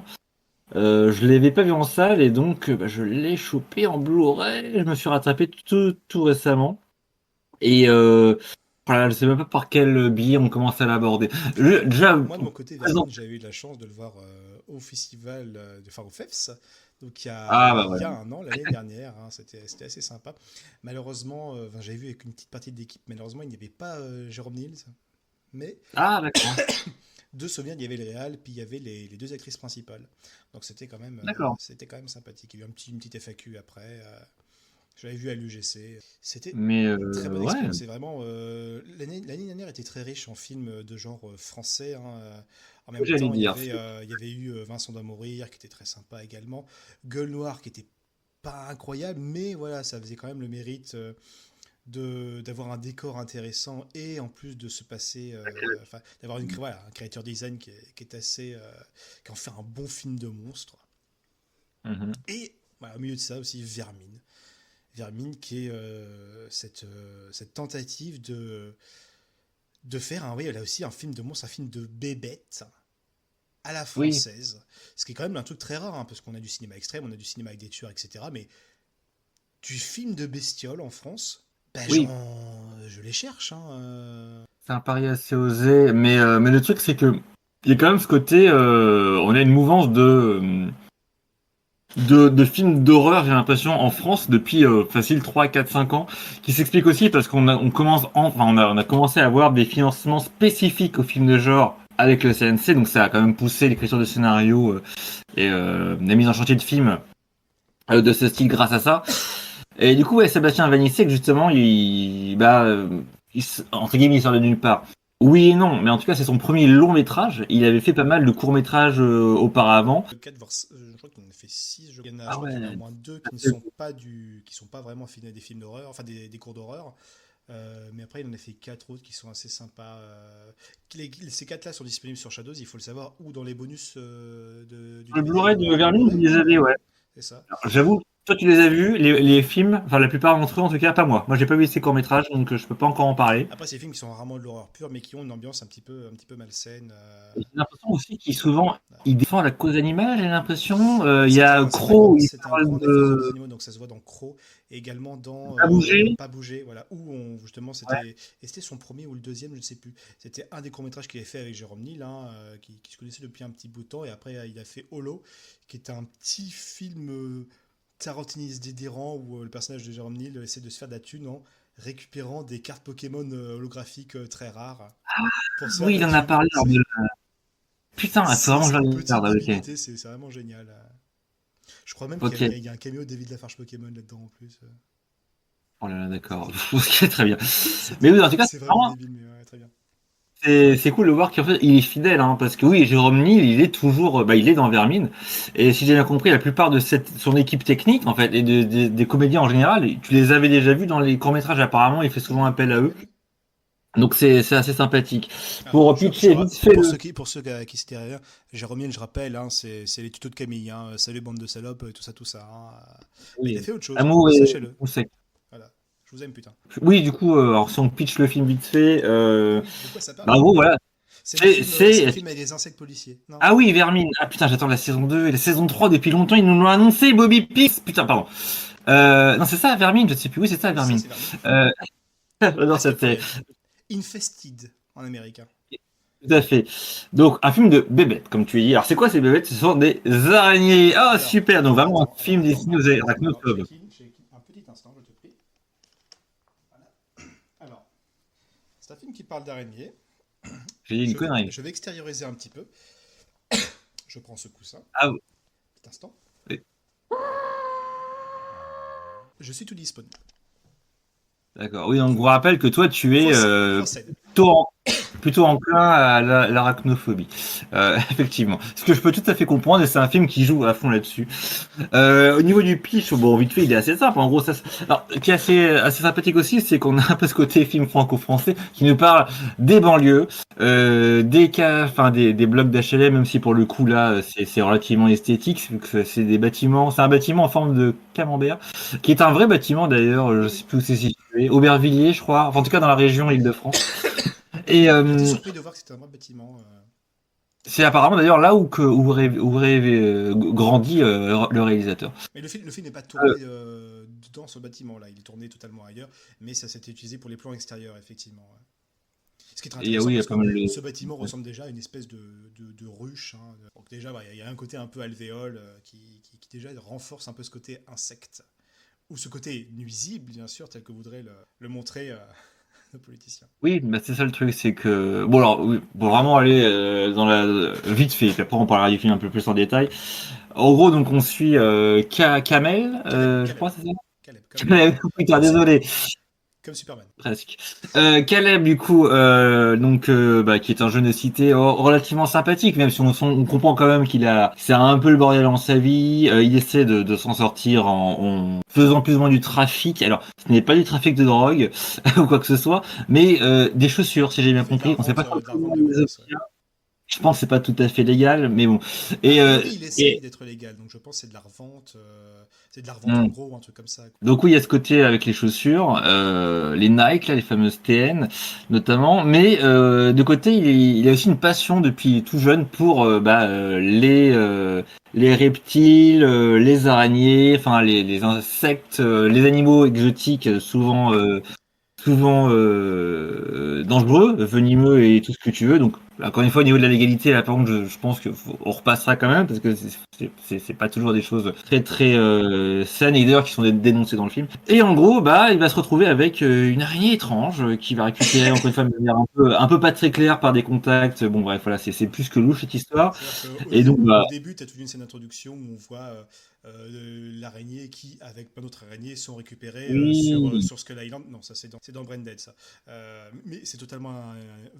Enfin, je crois avoir vu ça, c'est totalement une référence à Branded, hein. C'est on voit, Ah ok. tout comme dans Branded, on voit les explorateurs récupérer ce singe rat, le singe rat de Sumatra. Là, on voit justement ces locaux qui récupèrent les araignées dans le but de les revendre. Et d'ailleurs, il y a plus ou moins la même chose. Il y a là aussi un mec qui est contaminé et qui se fait buter à la machette dans cette intro-là Ouais, également. absolument. Voilà, c'est vraiment, pour moi, c'est vraiment une influence, enfin une référence totale à Branded, hein, bien sûr. D'accord. Oui, c'est vrai quand tu le dis, effectivement. Ouais. Mais bon, voilà, quoi. En gros, c'est tout bête, hein, le scénario. C'est que bah, l'araignée va s'échapper, hein, évidemment, et puis elle va se reproduire et elle va faire des araignées. Enfin, les bébés vont faire des araignées Elle encore est arrivée plus grosses. déjà pleine, en fait, je pense, et elle a très vite fait un petit Hmm. cocon, et Et les donc, il va se araignées. passer des péripéties, des aventures. Et finalement, ce qui est marrant, enfin, ils vont essayer de s'échapper, quoi. Et donc, oui, le titre du film n'est pas anodin, hein. Vermine, en gros, c'est que, même si je trouve que le film est assez...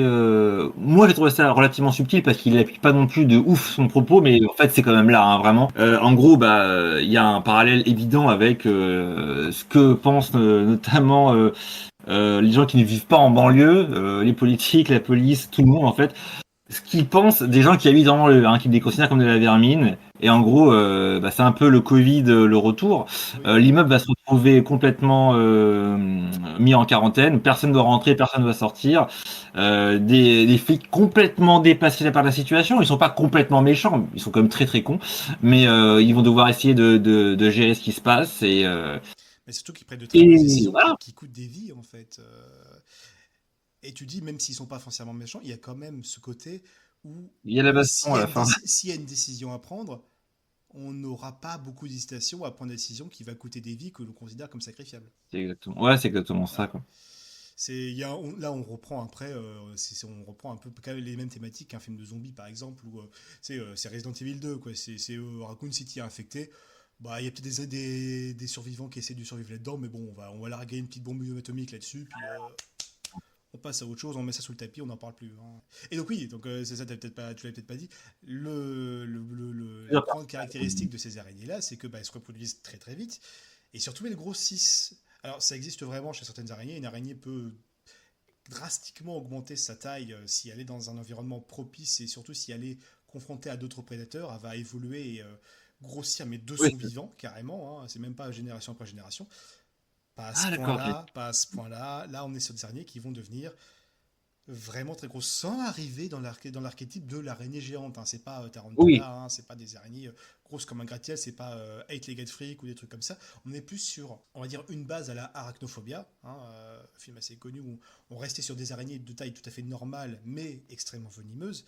Sauf que là, on rajoute quand même une certaine croissance. On se retrouve quand même à des araignées assez grosses, hein, le summum arrivant vers la fin du film, sans que ce ouais, soit non plus surexagéré. Ça, c'est intéressant. c'est presque aussi gros qu'une voiture à la fin. Une demi-voiture, une petite Demi-voiture, voiture. c'est un petit poney. Grand max, c'est un petit poney. Oui, suffisamment grand. On spoil la fin vite Pour fait, que mais tu aies avoir envie de l'avoir près de toi. voilà, c'est ça. Pour que tu te dises, je suis pas sûr que ça va marcher si je l'écrase, quoi, tu vois, Mais avec c'est ma vrai que, voiture. Tu vois. mais c'est vrai que la peur fonctionne surtout du fait qu'il y en a surtout beaucoup. Il y en a surtout beaucoup, mais elles sont très rapides. Et elles sont bien faites aussi. C'est-à-dire qu'il y a des vraies araignées sur le tournage, mais il y a aussi C'est beaucoup ça. de VFX. Et quand tu les vois animés avec leurs petites pattes, machin, tu te dis, voilà. Ouais, c'est ça, Non, ils mais ont c'est bossé ça. avec 200 araignées de la même espèce. Ça, c'est les Huntsman Spider qui sont Ah, ok. les vraiment oui, 200, Ah, 200 bon. bébêtes avec lesquels ils ont bossé, avec du respect animal. Ce que moi, personnellement, je ne penserais pas spécialement. Parce que les araignées, j'en ai un peu rien à foutre, honnêtement. C'est la Je, volonté du je réalisateur l'avoue, et je l'avoue, mais c'est ultra honorable de se dire que le réal a pensé au bien animal alors qu'on parle d'araignées, mais il a vraiment fait en sorte de bosser avec ces créatures, de bosser de concert avec elles, et c'est très compliqué parce qu'une araignée, dans les FAQ, nous il avait dit, il l'a peut-être dit aussi avec toi, etc. Enfin, une araignée, elle va bouger beaucoup pendant un petit moment, et puis après le reste de la journée, elle va dormir. Hein. C'est une bestiole qui Ah se oui, fatigue non, extrêmement vite. Pas pardon. facile de faire faire à une araignée ce qu'on veut qu'elle fasse. Hein. Déjà qu'avec un chat, c'est chiant, hein. Hein, ça bête. Voilà, c'est pas le genre d'animal que tu dresses. Je sais pas, ça n'a rien à voir avec un cheval ou un chien ou je ne sais quoi. Effectivement, il y avait un éleveur hein, sur le plateau. Apparemment, voilà, c'est que des qui est manipulé plus ou moins, mais là on commence à parler là, du tournage du film, mais en gros, bien sûr qu'il y a eu un storyboard, mais en gros, sur le tournage, suivant ce que l'araignée faisait, le réalisateur, il a filmé de manière plus ou moins différente. Si elle allait dans une direction, il fallait la filmer comme ça. Et qu'est-ce qu'on peut faire à partir de cette séquence-là? Donc, je pense que c'est pas forcément très simple, mais c'est un défi plutôt intéressant. Et je trouve que ça marche plutôt bien de manière générale. Ouais, c'est On s'est un peu avancé sur le tournage, mais il y a un truc que j'ai oublié de dire. J'ai pitché le film vite fait, mais il faut dire aussi que euh, c'est aussi un film qui présente une galerie de personnages. C'est-à-dire qu'on n'a pas que Caleb, on a tout un groupe d'amis en fait, 5 personnages principaux. Donc on l'a dit, il y a Jérôme Niel, et on a aussi donc 2 autres personnages féminins. Donc on a la sœur du héros qui est jouée par Lisa Nyarko et un autre personnage féminin qui qui est la est la copine d'un copine ancien ami de.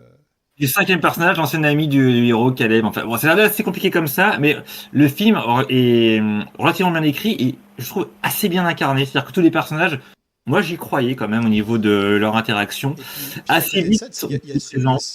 d'autant plus qu'il y a ce noyau dur de personnages, il y a aussi plein d'autres personnages secondaires qui sont Oui, t'as un tout petit peu l'immeuble, oui. développés. Il y a tout un immeuble, il y a une vie dans cet immeuble, et c'est intéressant parce que tous ces personnages-là vont à un moment, il y a une scène clé, il va y avoir vraiment une scène tournante où beaucoup de personnages vont mourir en peu de temps, et il y a plein de personnages qui étaient développés avant, et c'est tragique, hein, c'est vraiment montré comme c'est pas juste tu sais, des morts senseless qui sont joués juste pour du fun. Il y a un côté Oui. vraiment tragique. C'est couillu. Oui, les morts sont pas fun hein, dans ce film. C'est pas le slasher la vendredi 13 ou je ne sais Voilà, quoi. Vraiment, oui. la Daron Black qu'elle est partir Et deux on jours a après. Putain, tu dis merde, fais chier quoi. On a la doyenne de l'immeuble qui fête son déménagement, et elle meurt Ouais. avant de déménager. On a l'espèce d'oncle un peu gênant qui est un ancien boxeur qui fait la leçon à nos héros à un moment lors d'une fête. Oui, qui est On a sympathique aussi, et qui sont obligés de l'envoyer chier, quoi, mais à contre-cœur, hein, parce qu'à un oui. moment il a Et infecté, et c'est horrible, c'est crève-cœur. La scène est vraiment montrée comme horrible. après tous les personnages sont pas non plus sympathiques. Il y a Ah surtout oui, un gros connard, l'espèce de survivaliste à 2 balles là. un peu Je sais pas comment survivaciste, ouais, voilà, le mec, t'es c'est propriétaire ou propriétaire pas. de beaucoup d'immeubles, ouais. C'est ça quoi. Et oui, il se fait baiser comme un connard, c'est plutôt amusant. Moi, je savais pas. J'ai appris que c'était le. J'ai oublié le nom de l'acteur. Faut que je le retrouve. Je sais pas si tu l'as sous les yeux. Mais c'est le mec qui fait la voix de Solid Snake dans le Metal Gear Solid premier du nom sur PlayStation. Solid Snake. C'est- Oui, oui, c'est celui-là. L'ascenseur. Oui, l'ascenseur. C'est lui. Il J'ai s'appelait plus son nom. Cocaïne. C'est ça. Ah, Emmanuel Bonamy. Voilà, Emmanuel Bonamy qui joue Gilles. Mais de manière générale, je trouve que tous les acteurs sont extrêmement bons. Alors après, c'est un film. J'ai vu que ça a été reproché au film. C'est le côté, c'est un film de cité. Alors oui, tu entends des wesh, des allez fais Bélec, mets-toi sur le teco. C'est vraiment tout le temps ça. Mais en vrai, c'est relativement bien joué, bien C'est de incarné. l'ambiance, hein, j'ai envie de te dire. Et puis c'est Oui, pas comme oui, si c'est pas comme si c'était un petit blanc des Beaux-Quartiers qui avait fait ça. C'est un mec de ce coin-là. il a la Et puis légitimité, il a vécu là-dedans, quoi. exactement. Euh, Et d'autant c'est ce plus, qu'il a dit. et ça c'est les avantages, c'est que et c'est ça qui l'énervait, et c'est pour ça qu'il a fait le film aussi. Ah, tu vas le dire, ok, La cité est vas-y. toujours montrée comme un endroit ultra sordide où il y a les Ouais, pires horreurs, où il y a des choses comme ça. Où c'est qui balance si on va en dans une interview. cité, c'est pour parler, faire une affaire criminelle, ou évidemment pour l'ultra gauche de faire un petit côté un peu comment dire victimaire et une espèce d'empathie un peu craspec qui est clairement forcée. Là, il y a ce Et côté, Vanny Steak, il y a ce côté, il y a des hauts, il y a des bas, mais ce truc, ces endroits existent et c'est pas 100% mauvais, c'est pas 100% non, bien, c'est nuancé, ouais, c'est ça c'est qui est très assez nuancé, agréable. oui, oui, c'est ça. Il y a ce côté, c'est peut-être un peu, c'est montré un peu comme un défaut du personnage principal, c'est que lui, il croit, il veut encore croire à cet endroit-là. Il se dit, cet endroit-là, on peut l'améliorer, on peut en faire quelque chose de bien, quoi. Et il y a ce constat un peu triste de se dire qu'au final, il faut abandonner le truc et laisser ça s'effondrer. Et c'est un constat qu'on ne peut pas avoir parce que c'est très tragique. Et lui, c'est ça, c'est qu'il il se dit, bon, j'essaye de donner un semblant d'ordre dans cet endroit-là. Ouais, il a des espèces de valeurs, de principes. En gros, l'un des enjeux au début du film, c'est que lui et sa sœur sont vraiment en conflit. L'idée, c'est que sa sœur fait des travaux dans l'appartement en travaillant pour le propriétaire pour pouvoir le revendre. Et lui, en fait, il veut s'attacher, il veut racheter l'appartement parce que c'est là où il a vécu. On comprend que ils sont orphelins, ils ont plus de, on sait pas où est passé le père. Leur mère est morte. Surtout qu'en fait, l'un des enjeux du film, c'est qu'au tout début, il y a un conflit entre donc le personnage de donc c'est Théo, Christine qui joue Caleb et Lisa Nyarko qui joue sa sœur. En gros, sa sœur veut revendre l'appartement, a fait des travaux payés par le propriétaire et elle veut revendre et se débarrasser et quitter cette cité. Tandis que bah non, Caleb, lui, il veut racheter l'appartement. On comprend que c'est là où ils ont vécu toute leur enfance avec leur mère qui n'est plus là. Et en fait, il s'y est vraiment attaché. En fait, et donc il y a une espèce de conflit un peu insolvable au début du film. C'est ça. Et oui, voilà. En fait, il est en galère, le personnage de Caleb. Il essaie de faire des choses bien, mais c'est un peu compliqué. Voilà, il y a cette espèce de revente de chaussures, c'est la galère. Il élève plus ou moins bien des animaux dangereux pour plus ou moins les revendre après, même si bon, ça n'arrive jamais. Enfin, sa sœur qui coupe à chaque fois le chauffage, qui est en fait quasiment sur le point de tuer ses bébêtes. En fait, elle en a rien à foutre, quoi. Donc oui, il y a les côtés en fait, c'est encore une espèce de gamin, il essaye d'évoluer, mais il fait les choses pas bien. Et puis il y a aussi tout un conflit avec son ancien ami, donc le Jordi, le personnage est joué par Finnegan, je sais plus quoi son nom de famille, je vous le retrouve dès que j'ai arrêté de dire n'importe quoi. Finnegan Oldfield, voilà, donc il joue Jordi, pareil. Et lui aussi, il a évolué dans la vie, qu'on comprend qu'il est infirmier, tout se passe bien, il a une copine, c'est génial. Et il y a un gros souci en fait qui remonte à plusieurs années avec Caleb. En fait, je trouve les personnages et le groupe d'amis est très très bien ficelé, C'est clair. organisé et tout va être ramené au fur et à mesure C'est du clair. film. Et Et c'est pas fini de manière c'est grossière. rarement frontal. Il y a toujours, enfin, on va pas passer son temps, on va faire de l'exposition, par exemple. Voilà, Par petites touches, ouais. justement, ce conflit de l'attachement qu'a Caleb avec cet endroit-là, avec son ancienne vie. Bon, il y a quelques moments, effectivement, il en parle ouvertement, mais il y a d'autres moments, par exemple, la première fois qu'on en parle, c'est juste, tu le vois, il est dans sa chambre, il range ses affaires, hop, il tombe sur le portrait de sa mère, il bug un petit moment là-dessus, hop, il repose. Tu comprends déjà qu'il y Et a un la truc par rapport à photo ça, tu vois, avec, tu te dis déjà, ok, avec...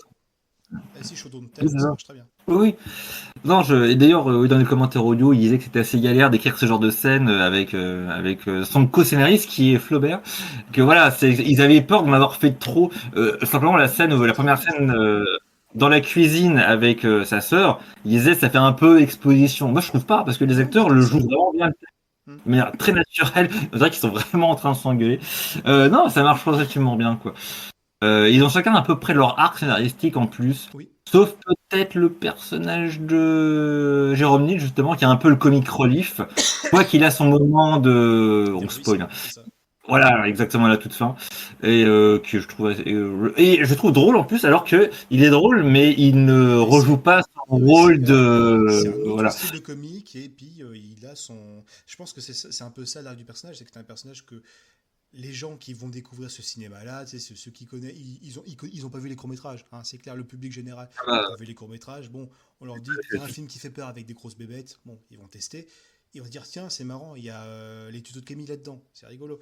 Et justement, on voit ce personnage qui a ce rôle comique et qui va avoir quand même cette petite fulgurance tragique, ce côté héroïque, et qui va vraiment fonctionner à ce moment-là, et qui marche, ça marche.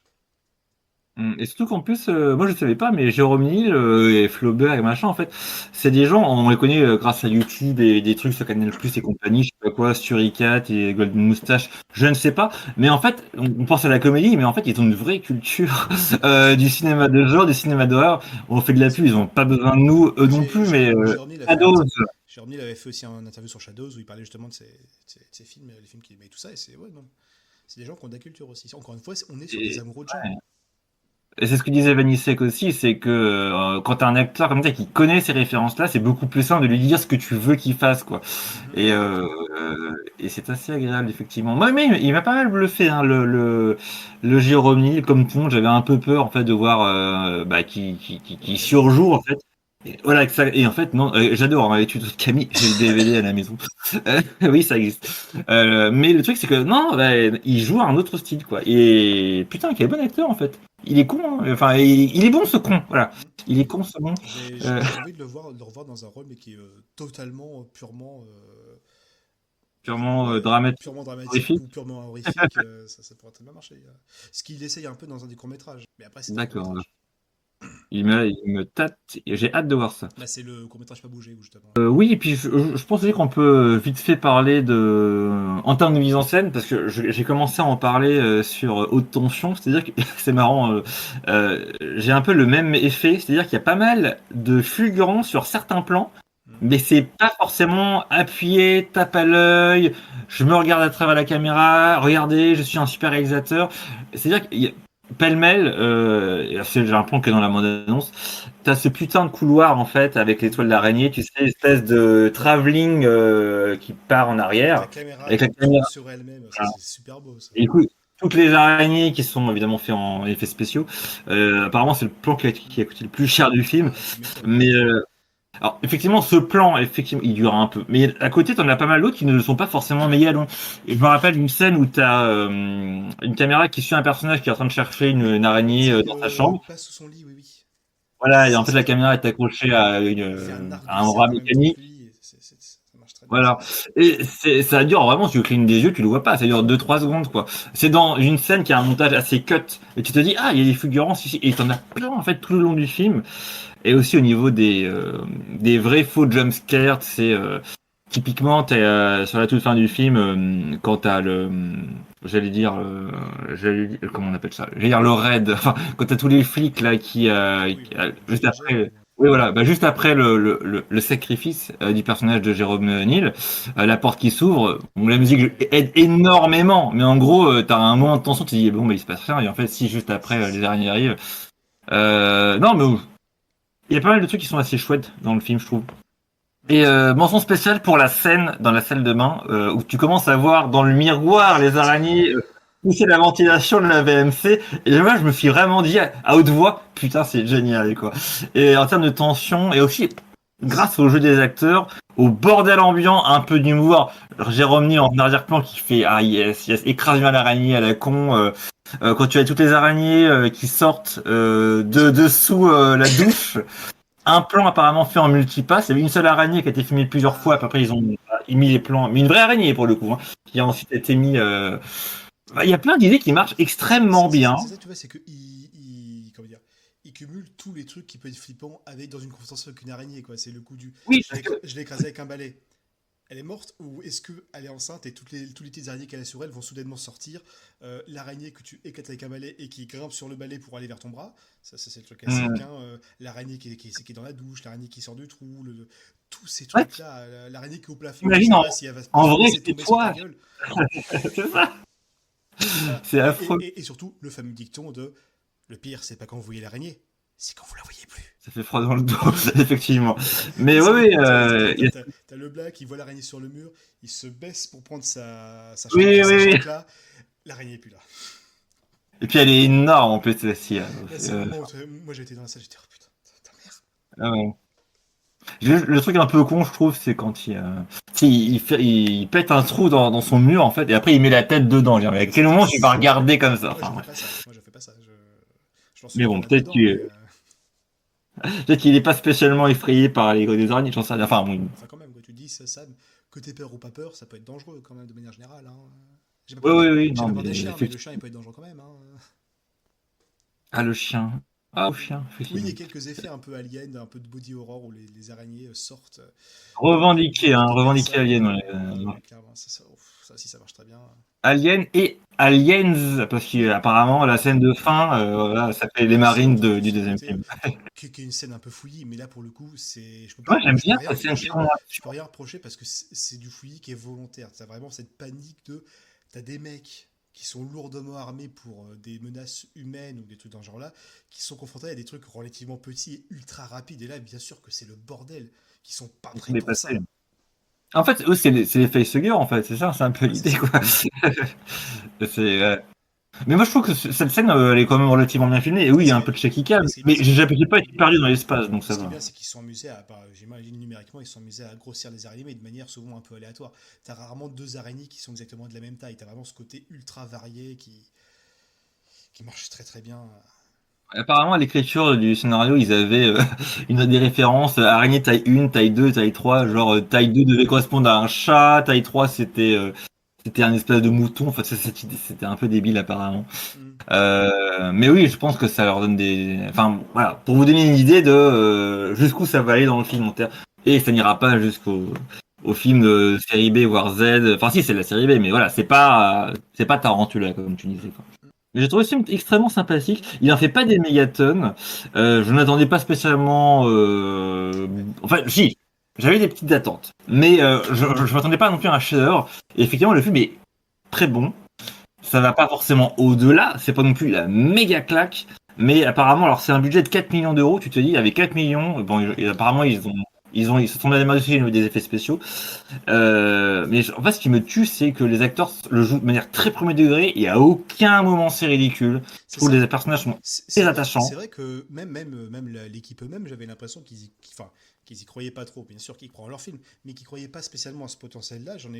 Lors de l'FAQ, justement, au FEFS, ils ont parlé comme vraiment ce petit film un peu délirant, un peu fun, film fun à regarder, un film d'horreur fun à regarder entre amis. Mais les acteurs jouent ça de manière souvent très sérieuse. Quoi. Il y a une très Mm. déjà, comme dit, il y a la séquence où on voit tous les personnages secondaires qu'on a vus mourir les uns après les autres, qui est une petite scène avec une petite musique au violon. Il y a une très bonne bande son, une très bonne OST derrière, qui est Moi, assez je suis pas qui est trop discrète, fan de. mais qui fonctionne. Moi, je suis pas trop fan de rap, voilà. Mais bon, pour ceux qui aiment bien le rap, J'aime pas apparemment, il y a des bons morceaux. les passages rappés, moi j'aime pas. Mais vraiment, les vraies OST faits spécifiquement pour le film, que je trouve fonctionnent bien. Justement, Ouais. cette petite musique, passage au violon, justement, on voit tous les personnages mourir un peu. Enfin, Mm.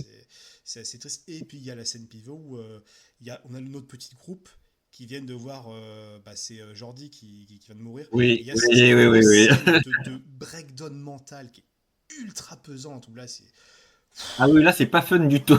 c'est pas fun, c'est ultra dramatique. Hein, Là, pour le coup, c'est ce que. Là, je me suis dit, en fait, enfin, et les acteurs, ils donnent tout, c'est incroyable. c'est pas vraiment un slasher, c'est plus un film de survie, quoi. C'est-à-dire, C'est du survival. bon, on spoil, hein, mais tout le groupe va pas mourir un par un. Il va y avoir des pertes, mais ils vont pas tous mourir un par un. Il y a vraiment ce côté, ils essaient de s'en sortir et de s'échapper, Ce ne quoi. sont pas de la chair à C'est canon. c'est ça. Ah non, pas du tout, ils sont très bien écrits. C'est un huis clos où ils essaient de s'échapper. Mais c'est pas le film où tu vas dire ah putain yes il lui a éclaté la tête et il y a du sang partout. Non non c'est pas du tout ce genre de film quoi. C'est pas voilà faut pas regarder ce film pour ça. D'ailleurs le film n'est pas spécialement gore. Apparemment à l'écriture encore une fois il y avait des scènes qui étaient un peu plus gore et ça n'a pas été tourné. Ils se sont dit non on n'a pas envie d'aller là-dedans c'était pas prévu quoi. À l'exception de pour l'anecdote la mort du personnage de Gilles donc là l'espèce de connard qui se fait avoir avec ses araignées. On va pas mourir. On va pas mourir. Apparemment, ça c'était à l'écriture. Ils avaient vraiment envie de le tourner. Ils l'ont pas fait pour des raisons de budget. Il était question à la base en fait que la cage d'escalier, il y avait un espèce de grand trou en fait. Enfin, c'était beaucoup plus aéré. Et en fait, il tombait après s'être fait attaquer par les araignées et que tu avais un plan un peu gore, il s'éclatait au sol pendant qu'il continuait à se faire bouffer par les araignées. Et pour la blague dans les commentaires audio, je les ai vus cet après-midi, Vanessa qui dit si jamais les Américains nous achètent un remake, Cette scène, vous l'aurez, on vous la promet. On sait jamais. On sait jamais. C'est- Ouais.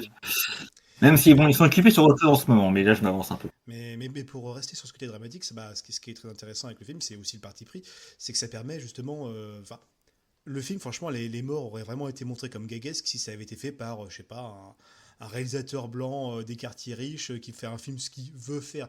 Luc Besson qui veut faire un film sur la banlieue, ce serait clairement le genre de truc là. Là, il y a ce côté effectivement Mm. beaucoup plus tragique pour ces personnages-là et pour créer de l'empathie aussi pour cette communauté. Et ça, c'est intéressant. Et c'est pas pour rien, ça m'étonne qu'on n'ait pas encore dit ça. Justement, c'est le parallèle entre pourquoi l'araignée, bien sûr, et le réalisateur avait dit, c'est parce que Oui, pardon. le banlieusard et l'araignée, c'est le même combat, c'est le délit de sale gueule. C'est la bébête qui vit, qui fait sa vie, qui est pas foncièrement mauvais, quoi. Elle est là, l'araignée, elle fonctionne comme ça, c'est tout. Hein. Bah oui, c'est délit de sale Oui, gueule. là, C'est que tu veux t'en débarrasser, tu le considères comme nuisible. et elle se défend en fait Elle se dans le défend, film. elle se défend. C'est ça le Et elle truc. grossit pour se défendre, tu vois, c'est très Oui, intéressant. oui, en fait, moi, ce que j'aime bien, c'est que c'est pas amené de manière frontale, mais bon, c'est quand même bien C'est pas non présent plus dans tire le large, c'est pas scénario. non plus la société, on vit dans une saucisse et tout ça. Enfin, bref. Ah oui, non, non, le film n'en fait pas des tonnes, mais tu comprends plus ou moins. Enfin, le truc, c'est que ça peut te passer sous le nez si t'es complètement plongé dans la tension du récit. Mais de manière générale, tu te rends compte quand même que oui, t'as ce bâtiment qui se retrouve mis sous quarantaine, les flics font n'importe quoi dedans, et que dans cette communauté, bah, donc t'as une personne d'origine chinoise qui est la gardienne, tu as, bah, on l'a dit, hein, des métis qui sont bah, dans le groupe de héros, et pas que, hein, notamment, bah, c'est pas le cas du personnage qui est joué par Jérôme Niel. D'ailleurs, il y a une petite remarque. À un moment, il dit ah non, pas question que je me confie au Schmitt, c'est une question d'honneur. Et l'un des autres personnages lui dit mais tu crois vraiment qu'ils vont t'arrêter toi? Enfin, Ouais, voilà. ouais, effectivement. D'ailleurs, aussi, moi, ce qui m'amuse beaucoup, alors c'était le seul moment où c'est pas du tout subtil, même si ce n'est pas verbalisé, donc ça, je pense, que ça quand même passera au-dessus de beaucoup de gens.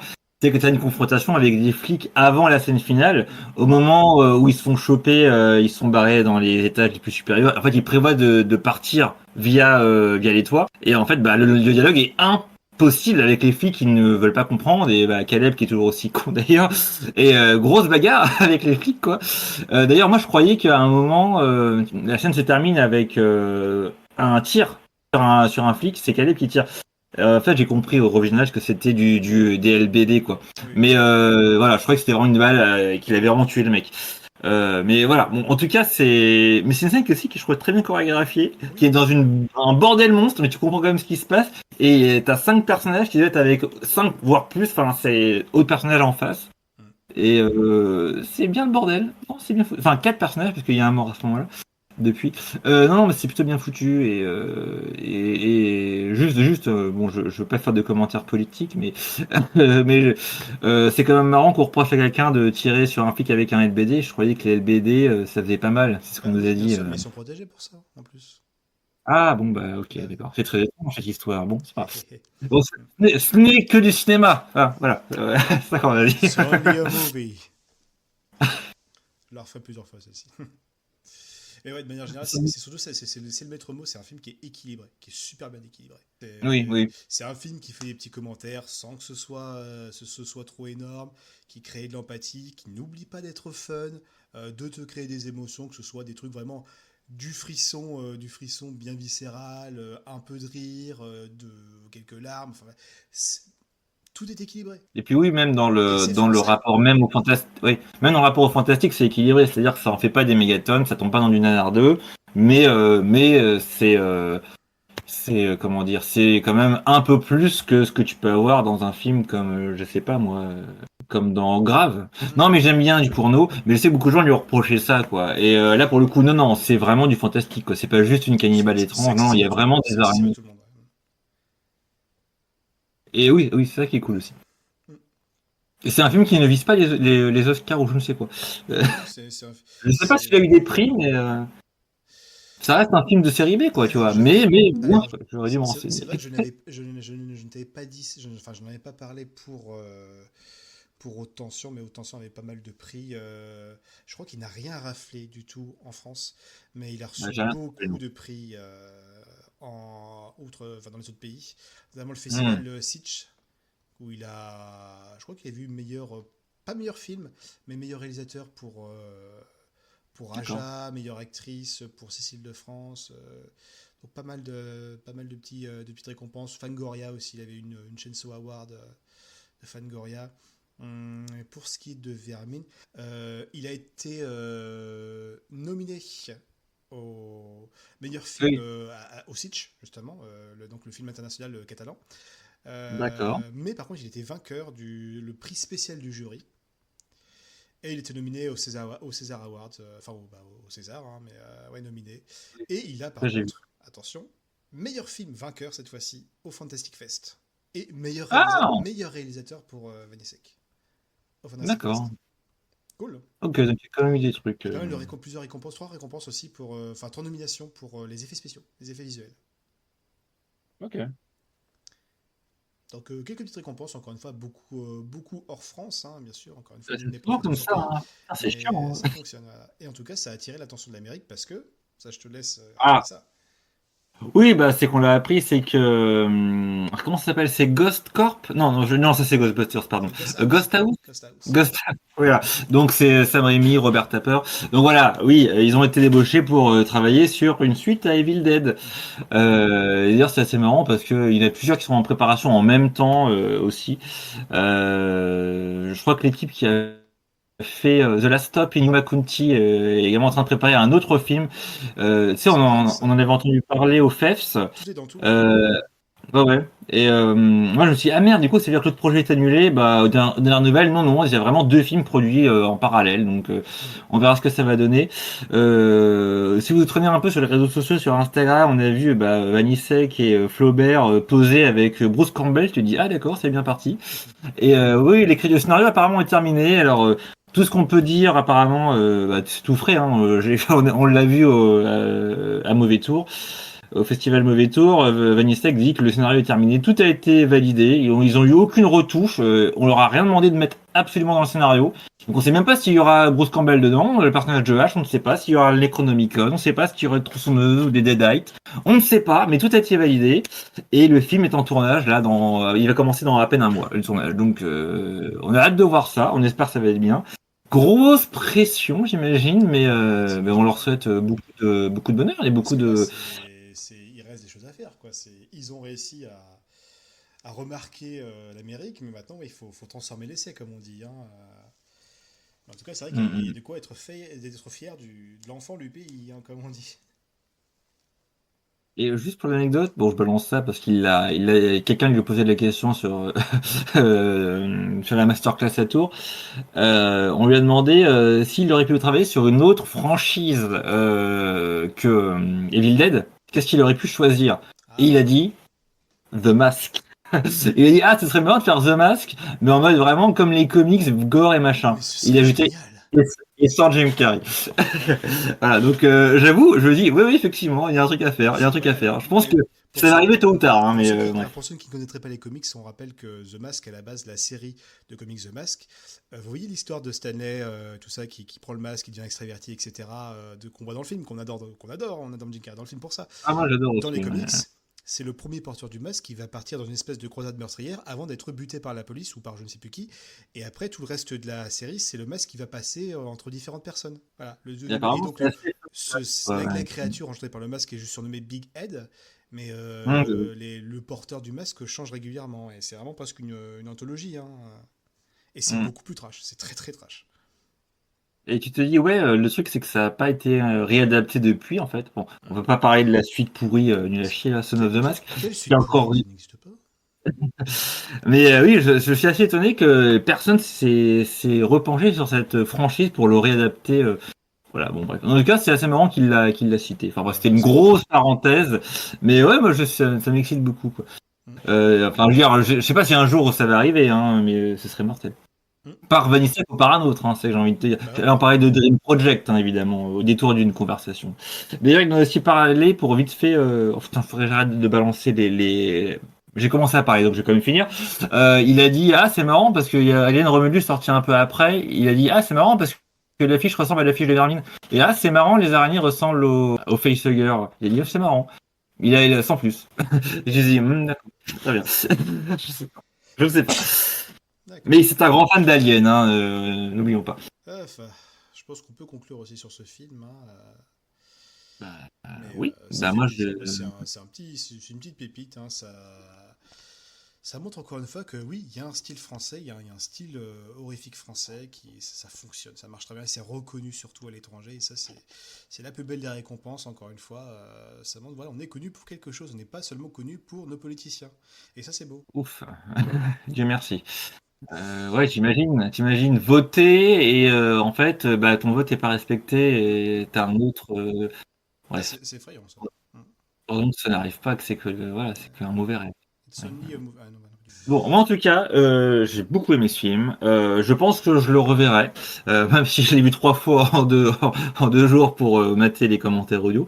Oui, je le recommanderais. Alors, par contre, le recommander à quelqu'un qui est arachnophobe, c'est peut-être compliqué, mais tu m'as prouvé que c'est possible de le regarder et de se dire que, encore une fois, ce ne sera que la troisième fois, It's Only a Movie. Voilà, donc c'est peut-être faisable, je ne sais D'autant pas. que je ne suis pas non plus à un haut degré d'arachnophobie, hein. Je suis Ah, dans les petits niveaux, mais faudrait montrer ça ok. à un vrai, Mais vrai j'ai commencé à arachnophobe. en parler à mon copain qui lui est vraiment pétrifié quand il en veut une et je lui ai montré juste la jaquette et il dit non je peux pas je peux pas quoi. Donc je sais pas mais j'ai envie de lui montrer mais je trouve que ça va être compliqué quoi enfin bref. Ah, faudrait que je le voie avec ma compagne aussi. Ça pourrait Ah être, bah tu me diras je tiens pense que tu ça me pourrait diras marcher. Quelque part arachnophobe, hein, pas spécialement. Mais ouais. Ce enfin, n'est que du cinéma dites-vous que ce n'est pas en vrai ce dit c'est qu'il y a une bébête comme ça dans la maison, c'est moi qui dois l'écraser, hein. oui bah c'est jamais très agréable je suis bien d'accord. Maintenant, on a un chat, donc on peut le prendre à bout de bras et dire bouffe la bestiole, allez. Et bon, le problème, c'est quand il le fait, c'est quand elle le fait pas, ce saloperie, et qu'elle décide de la laisser filer. Enfin, mais ben moi, c'est tout comme toi, hein, c'est tout comme toi. Je conseille et je reverrai. C'est vraiment un bon truc. C'est un bon exemple de ce que la France peut offrir aux gens de l'horreur. Ouais, il y a juste un truc que j'ai envie de dire, j'ai envie de nuancer, mais sans nuancer, parce que le truc, c'est que tout le monde a parlé de ce film-là, et je me suis dit, ah, ça va être un chef-d'œuvre, mais bizarrement, j'ai vu personne péter un câble sur le film. Et du coup, ça m'a permis, je pense, de commencer à regarder le film sans se dire, ça va être un chef-d'œuvre. Et effectivement, bah, c'était très très bien, sans non plus être fou. Tu vois, contrairement à The Substance, non, je rigole. Non, mais voilà, le truc, c'est qu'il y a ce côté, c'est un film qui reste modeste, en fait, qui n'en fait pas des méga caisses, et qui est très efficace dans son domaine, quoi. Ouais. Ouais, je voulais juste finir là-dessus et j'attends la suite. Personne va te dire c'est un chef-d'œuvre, c'est le meilleur film d'horreur que j'ai vu de l'année et de la décennie. Non, mais Il y a des gens qui sont en train de le dire sur The Substance. Oh, mais j'aime bien le film, c'est bon. Mais vraiment, voilà, c'est ça le problème. hmm. Voilà. Ok. Bah, Et écoute, du coup, c'est pas ce qu'on a dit sur ce film-là. Voilà, c'est ça. voilà. Et ben, c'est pour conclure, il y a plein de choix, mais en termes de notes, je me contenterai de donner à ce film un wesh sur 20. Eh bien, moi, je donnerais Mortal Kombat sur PlayStation sur 20. Oh putain, j'avais pas remarqué. Et du coup, on a encore un lien entre ces deux putains de films. C'est vraiment pas fait exprès, mais c'est comme ça. Ah, Mortal Kombat sur la PlayStation, effectivement. Mais qui joue à ça en 2024, quoi, alors qu'il y a tellement de meilleurs jeux et même des versets peut-être plus récents de cette franchise, quoi. Enfin, bon, bref, Ouais. c'est pas. Alors, je sais bien que c'est un peu la déchancité, mais enfin, quand même. Et quand même, je pense que tout le monde avait des PS4 quand même, minimum. Ouais, au moins. Bref. Ah là là. Bon, bah écoute, ça Je vois Street conclut. Fighter 6, hein, c'est très bien Street Fighter 6. Oui, bah oui. Ça conclut ce double feature qui était des plus intéressants. Et encore, il y a tellement de choses aussi sur le cinéma de genre français, sur le horrifique, et encore, il y en a encore plein d'autres choses, hein. Ouais. Mais je pense que c'était un format French Horror, hein. Je pense qu'on peut on peut faire un French Horror 2, 3, 4. Il y a toujours de quoi, il y a toujours de quoi faire un double feature de ce style-là. Et clairement, on Ouais, en qu'on a refera, hein, ça pensé à c'est plein de sûr. films, ouais, ouais, il y a plein d'autres films à aborder. Mm, mm. Dont Ou, on a pensé d'ailleurs, ou même se concentrer déjà. sur un seul réalisateur, hein. Alors faire les deux films de Cournot, ça peut se faire. En refaire deux autres sur Aja, ça peut se faire. Enfin, Et moi, du Cournot, je suis tout à fait chaud, mais il va falloir bien les défendre, hein, parce que je sais que du Cournot, il n'est pas apprécié par tout le monde. Mais on en parlera en temps voulu. ah, c'est le cinéma de Logier qui m'intéresserait. Il n'a pas fait énormément aussi, mais voilà, Martyr et Ghostland, je sais que Ghostland a pas mal Ah, divisé, mais moi j'ai beaucoup aimé Ghostland personnellement. ok. Ce sera l'occasion pour moi de les voir. Ouais. Mm. Puis le cinéma beaucoup plus consommateur, enfin beaucoup plus mauvais genre, on va dire, de Busty Mori, qui sont des films qui sont toujours très moyens, mais qui sont sympathiques, hein, à défaut d'être subtils. Plein de choses incroyables à voir dans le futur. Mais bon, Plein d'autres films que l'on on en verra une autre reparlera. fois, voilà, c'est ça, hein. Nous nous reverrons lorsque d'autres péloches pleureront, ça c'est certain. Et en attendant, on vous dit à la prochaine. À la prochaine pour le prochain épisode d'octobre que je vais essayer de toutes mes forces de sortir pile le 31. Donc on en reparle avec mon moi du futur, hein, si c'est fait ou pas. Désolé d'avance, je n'ai pas le temps. Mais bien sûr, on sortira le 31 une critique, full critique sur Halloween, l'original de The OG. Il y a Et tellement de choses à dire. ouh là là. On pourra pas en faire le tour complètement, mais on va s'efforcer de dire tout le C'est un bien. passage obligé. Dans les podcasts de films de genre, faut qu'on parle d'Halloween, donc on le fera. Exactement. Voilà. Et ce sera la prochaine fois. En attendant, on vous dit à bientôt et j'essaierai de vous envoyer, de poster d'autres trucs et surveiller un peu les Instagram. Il y aura d'autres trucs qui vont sortir régulièrement. Voilà. À bientôt tout le monde. Au revoir.